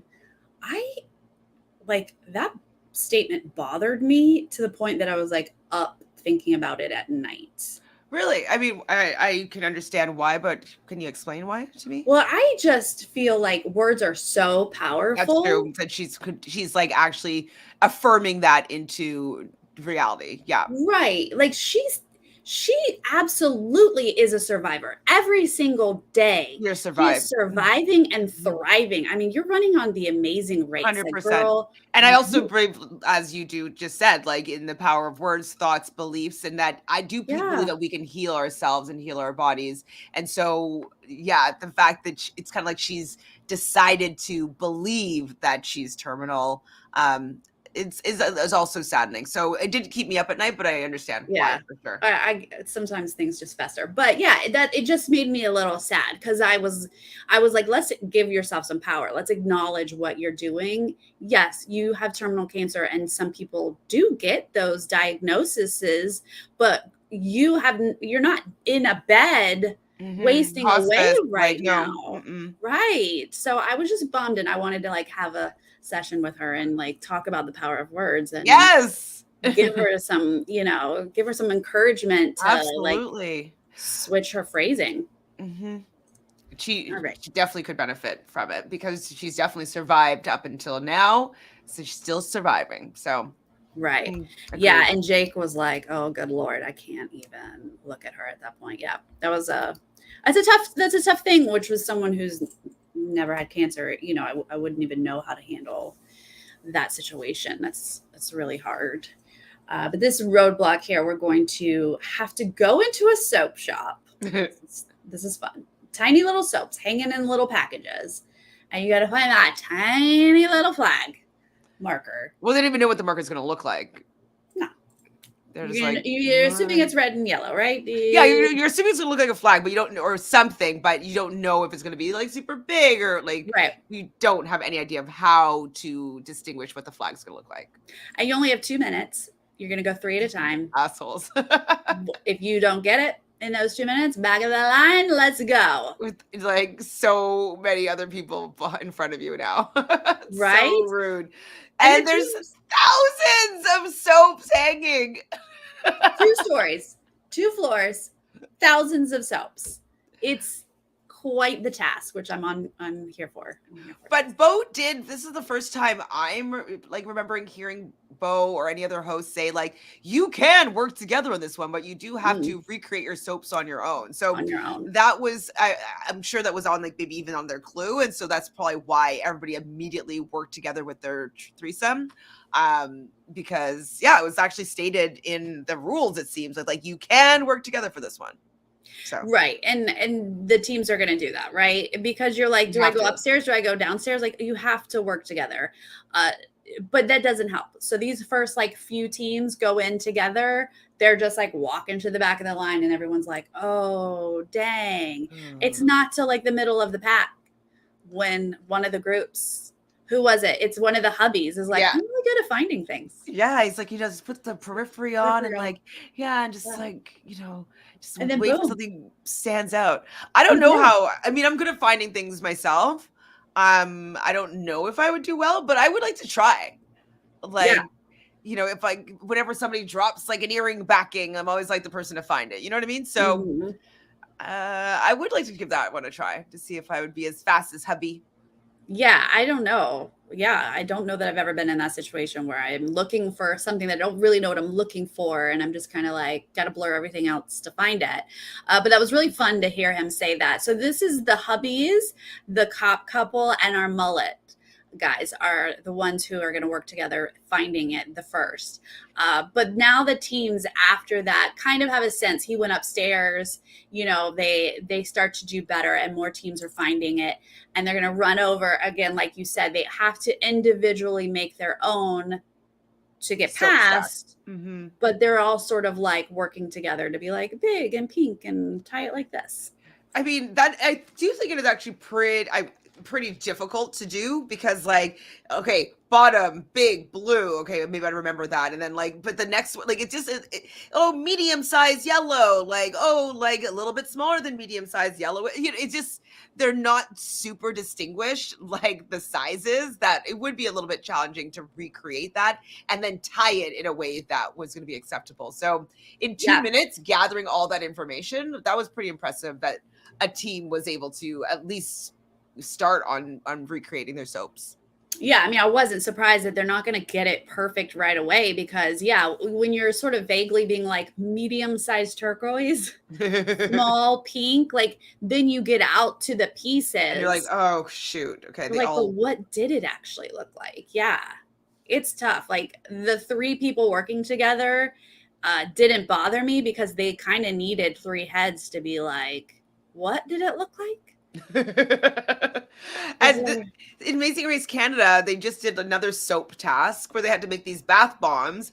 And like, this challenge was a good challenge in my opinion. But the one that they had to do was like, the partner was in a bathtub and they had to just read off the ingredients to their other partner to make bath bombs.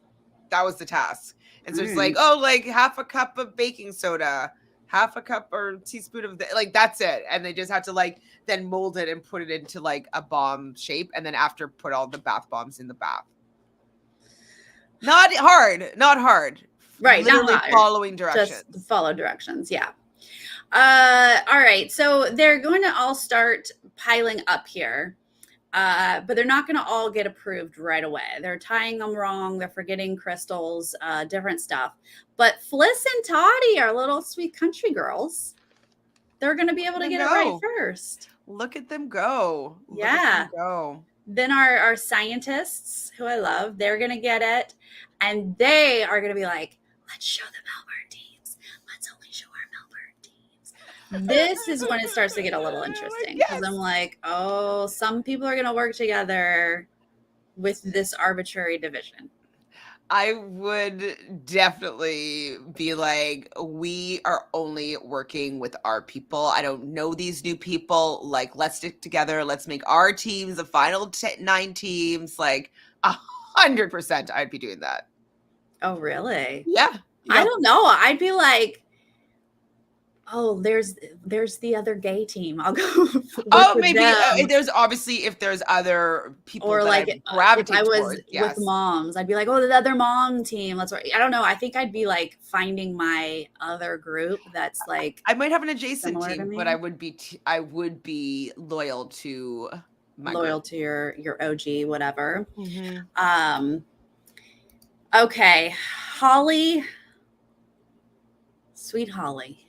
She's back at the last of the pack. She's on the soap table trying to put together the soap. And she's from the first group that got the... She's not the first group, but she's like the second group. Yeah. But quickly, like she was one of the first few teams to like find the flag and get started on the soaps. Right, because they were last. These early teams can't find it. She moves up some spaces. So, yeah, she's in the early pack of people knowing what this needs to look like and rebuild it. And yet she is here last, trying to build her soap stack and keep getting it wrong, but she's going to finally get it and be last here. Do we know why she chose to do this don't know. task? I feel like he would have done a better job. And But wouldn't you save him for like the big physical stuff? yeah, but like I don't know if she's relaxed enough yet. Like I don't think she's eased into the race enough that I think that it might have served them better for him to just allow her to chill and be supportive on the sidelines, and then maybe because I think she's still stressed out about the time penalty, right? And so she does not deal well with pressure. And so I think that he should have done this one. They might have been alternating because he did that first Atlas Studios one. So maybe they were like, she's going to do the next one. Yeah, I don't know. She's here. You would think that this would be the right one for her. I mean, but she's struggling. Yeah, she's probably still stressed about the time penalty. Route info is our next place here. Blue Streak. Okay, this is a beautiful blue town. Mm-hmm. We're learning about this town, why it's blue. It's gorgeous. I love the different shades of blue. I love the story, the history. But the way that they had to paint a step all on one staircase, what producer thought that this was a good idea? This did not work for me. It would have worked better for me if like the paint wasn't so thin. I like it. Like it just didn't seem like you're getting any work done, and they're just like yeah. But I did like the idea of painting the step, but not. I like the idea of painting the step with a tiny paintbrush. This is fun. But I'm on the step, and you're gonna come and do the step next to me, and then I'm gonna stand on your step. Oh, standing on the step was like I see. Like, where'd you team? Mean team? I don't know. Remember what color they are. The mean team was mad. Orange was mad. Mad. Yeah, I was not sure why the Middle Eastern ladies thought it was okay to stand on someone else's step. Like, it's dry. It's dry. It's dry. It's like it doesn't matter. But also though, how do you get that? I don't know. Exactly. Yeah. I was like, this challenge doesn't make sense. Like everyone has to stand on each other's steps. They're all on top of each other. They're all rushing to paint. I also didn't like the fact that our flamboyant team, they're talking about having like moss on their step, and like if the moss moves, they have to paint underneath the moss, and I'm like, that's an unfair disadvantage. Like I didn't like that. They're painting moss. They have to paint over the moss and under the moss. Like, but I guess like that's on them for not getting there early enough to get a good step. I don't know. That's true. I just felt like logistically this was stressful instead of the challenge being stressful. Right. I want the challenge to be stressful. I think they wanted that though, like the chaos on the blue stairs. Yeah. Right. They wanted people like, yeah, get off my stair, get off my stair. Like you're like, you don't move, Like I think they wanted to see people fighting on blue steps. They got it because maybe they wanted to fight. They were like, why are you what? And then people are like, sorry. Like as they're just like stepping on everything. They're like, can you move? And you're like, I don't know where to move to. Like this is like so terrifying. But yeah, that was really funny when the Middle Eastern ladies were standing on the churchy step and she was like, get off. They were like, it's okay. They're like, no, it's not. Get off. I would not have been happy. I'd be like, I don't care. Get off my step. Like I would have been pissed. I'd be like, we're all on top of each other. Like, I do not care. Stand in your own step. You gotta repaint where you step, but like you are not standing on my step. It wouldn't happen. No. Well, our sisters are gonna get up here in the early part of the pack here, painting first. The lawyers are the first ones to try to get approval, but they do get a no. But then that's the only no we see. After that, we just get yes. People are like in and out of here. Was it the sisters when the funny one when she's just like everyone's like yes and check and yes and check like and she's just like I thought I was laughing with her because she was just like having there's so many people getting checked right now. Right. Yeah. Her reenactment was funny. Our engaged parents though are going to actually get out first. They come to the top here. Everyone is passing. The scientists, they for some reason are not painting fast whatsoever. They're being passed. And our scientists and our mullets are going to be our last teams here to leave the painting. No, I don't want either of those two teams to be in last. Come No, on, there's a lot of no. teams. You could not be last, please. This next task, I don't even know if I can talk about it I because didn't write anything down about it. okay, great. This is real quick, guys. The route info, they have to collect a photo album of doors. Again, this is a blue city, gorgeous, but all the blue doors are painted differently. They have to find 3 specific ones from the photo booth. From the But knocker. it's a windy, confusing maze of little streets and doors. And from that point, you lost me because we just have a bunch of teams wandering around blue doors and eventually saying there's one and we move on. And I was like, no idea what's happening. And for me, sorry everybody, but I was trying to finish the episode, so I was like, "Oh, blue doors. Okay, blue doors. Okay." Like I was just trying to like get through, like, okay, who left the blue doors first, or who's on the stairs still? You know what I mean? I was just like speeding through because it didn't matter. It didn't matter. You know, the only thing you missed is that the dragon boat moms, some locals are like, we know where these doors are. Come with us, and we see them weave around. They are now away from the pack all by themselves. Turns out not helpful, not finding the doors, and they are just by themselves and behind, which is never a good thing on this race. No. Definitely do not want to be lured away from the pack. No. What we do get to see, though, here is the model team teams up. That's Jake and Holly, team up with our hubbies and our sisters. These are the early teams that were looking at the doors. They decide to help each other. They've each got like 1 or 2 doors. So they're able to work together to just get this done. They're our first 3 teams out. And Jake and Holly very wisely say, we have a penalty, a time penalty. Can we get checked first? Everyone agrees to that. So they are going to get approved first, start to run to the pit stop. But that is our top 3 teams that are going to be running to the pit stop at this point. And I was like, okay, like they're going to overcome this penalty. Like 30 minutes, like 30 minutes is fast. Like, I mean, it's nothing. Like people are going to come in after for 30 minutes. I'm like, I'm happy that they're probably going to be in like 5th place. You know what I mean? Like they're going to still be in this race. Hopefully that'll give her some confidence and like we might be able to do a little bit better racing because they're not that bad, but they just allow their anxiety and nerves to overcome them and their fear of things. But maybe they could start getting familiar with that feeling and they can excel. So I was totally like they're going to be doing well. Yeah, like I've already said, 30 minutes penalties, not enough. Not enough. I was like, look at how well they've done. They were last place. They're now first place. This is such a great improvement for them. Absolutely there with you as well. We do see the Middle Eastern ladies are the only ones to get a no, and they have to go run back and figure out what they did wrong with the doors. We also get to check in on our dragon boat moms who are wandering around still alone trying to find their doors. So that's the other issues that we are dealing with at this point as people start to race to the pit stop. Okay, Jake and Holly, models. They arrive at the pit stop first. They run there. Bo is like, welcome. Good on you. Good job. You just got to step over there for 30 minutes. Ooh. Now they step over there to 30 minutes or they step over to start on the mat and they start to cry. And I was like, come on, guys. Just because you don't get first place, like it's okay. You're not being eliminated. There's no reason to cry. Right? I was like, relax. It's, coming in 3rd or 5th, whatever.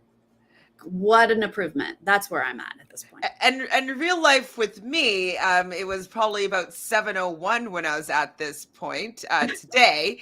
And I was like, okay, like they're going to get on the mat, whatever. It's going to be fine. I'll just jump online with Sarah and like she can tell me who came in last. And I told her. And like, what? It does not go that way. Okay, so it takes 5 minutes for the next team to arrive. Like I'm paying attention to the counter at this point. Then they tell us, 25 minutes, left on their penalty. Flick and Gabby show up. They're our sisters who we both really like. They are obviously a strong team. They have finished in this top three, both legs here. They get to win phones and like earbuds and technology, and that's a fun gift. We don't usually get that in the US. That's a really fun gift. Second place. The last two legs, I didn't think the first place team got any sort of prizes. So They did not. I was like, maybe they don't do that. But no, they did it last season. So it's nice to hear that they got something. They did. They don't do it every leg though, do they? Just some legs? I guess not. I guess. I don't remember.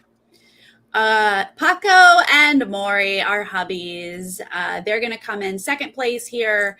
So those were the first three teams that had left. So that makes sense at this point. Then we start to see more arrive. Kathy and Chase are lawyers. They're taking third place. Tammy and Vincent are scientists. They made out a ton of spaces and they come in fourth place. Kelly and Georgia, our married teacher couple, they come in fifth place. That is our top five.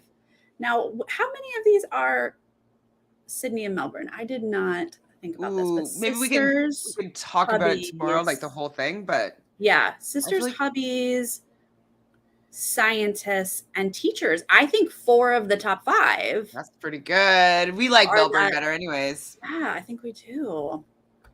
They're looking good. OG crew. 6th place, your faves, Chelsea and Jameis, are engaged parents. They're doing well. 7th, Fliss and Toddy, country kids.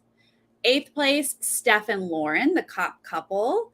At this point, we get an acknowledgement that they have done 10 minutes of their penalty, and we're at 8th place. And I was like, wow, I am surprised that they're as clumped together. Yeah, we're 8th place. I thought Jake and Holly were going to come in top 5 here. So 8th place, I was like, wow.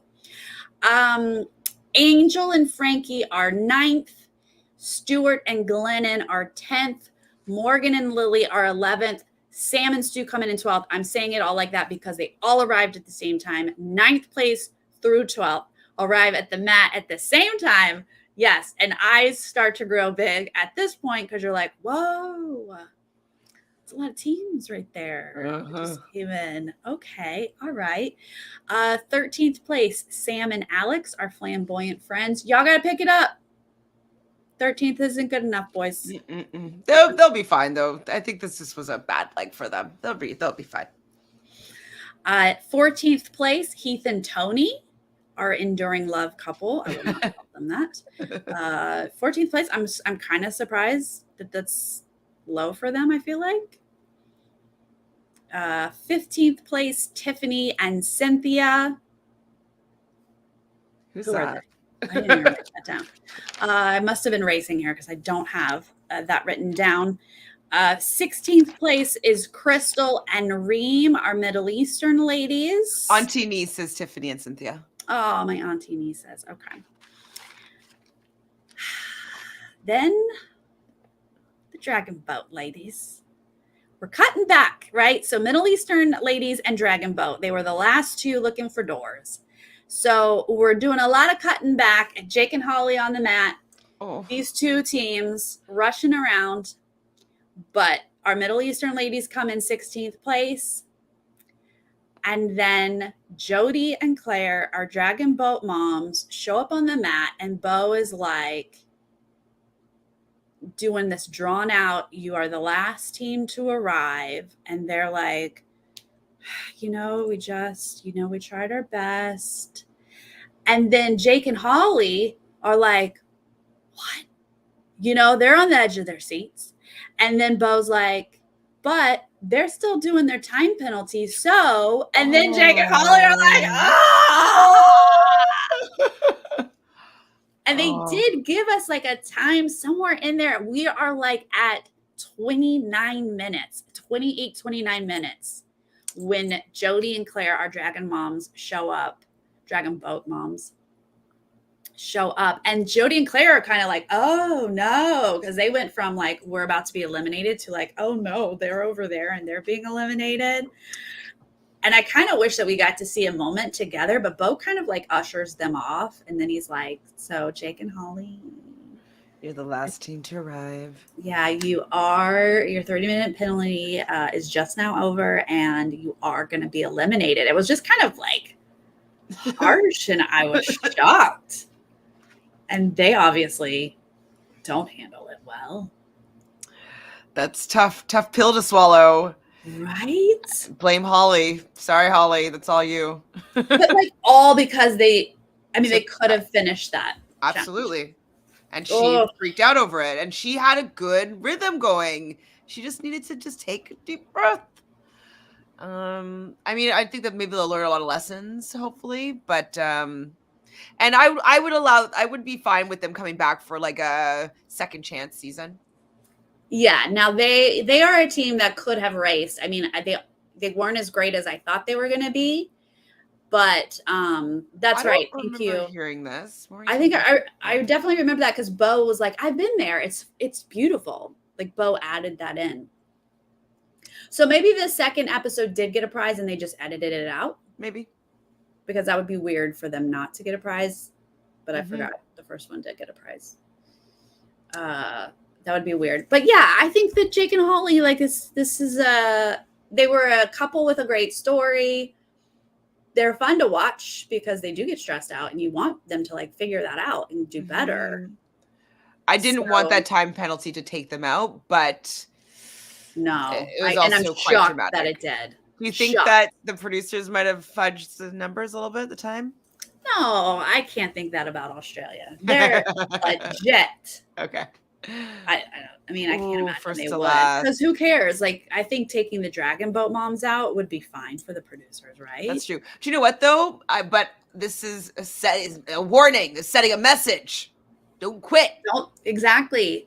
Stop taking these time penalties. And I'm kind of glad to get that warning because I was feeling like we were already taking too many of them. Absolutely, like way too many.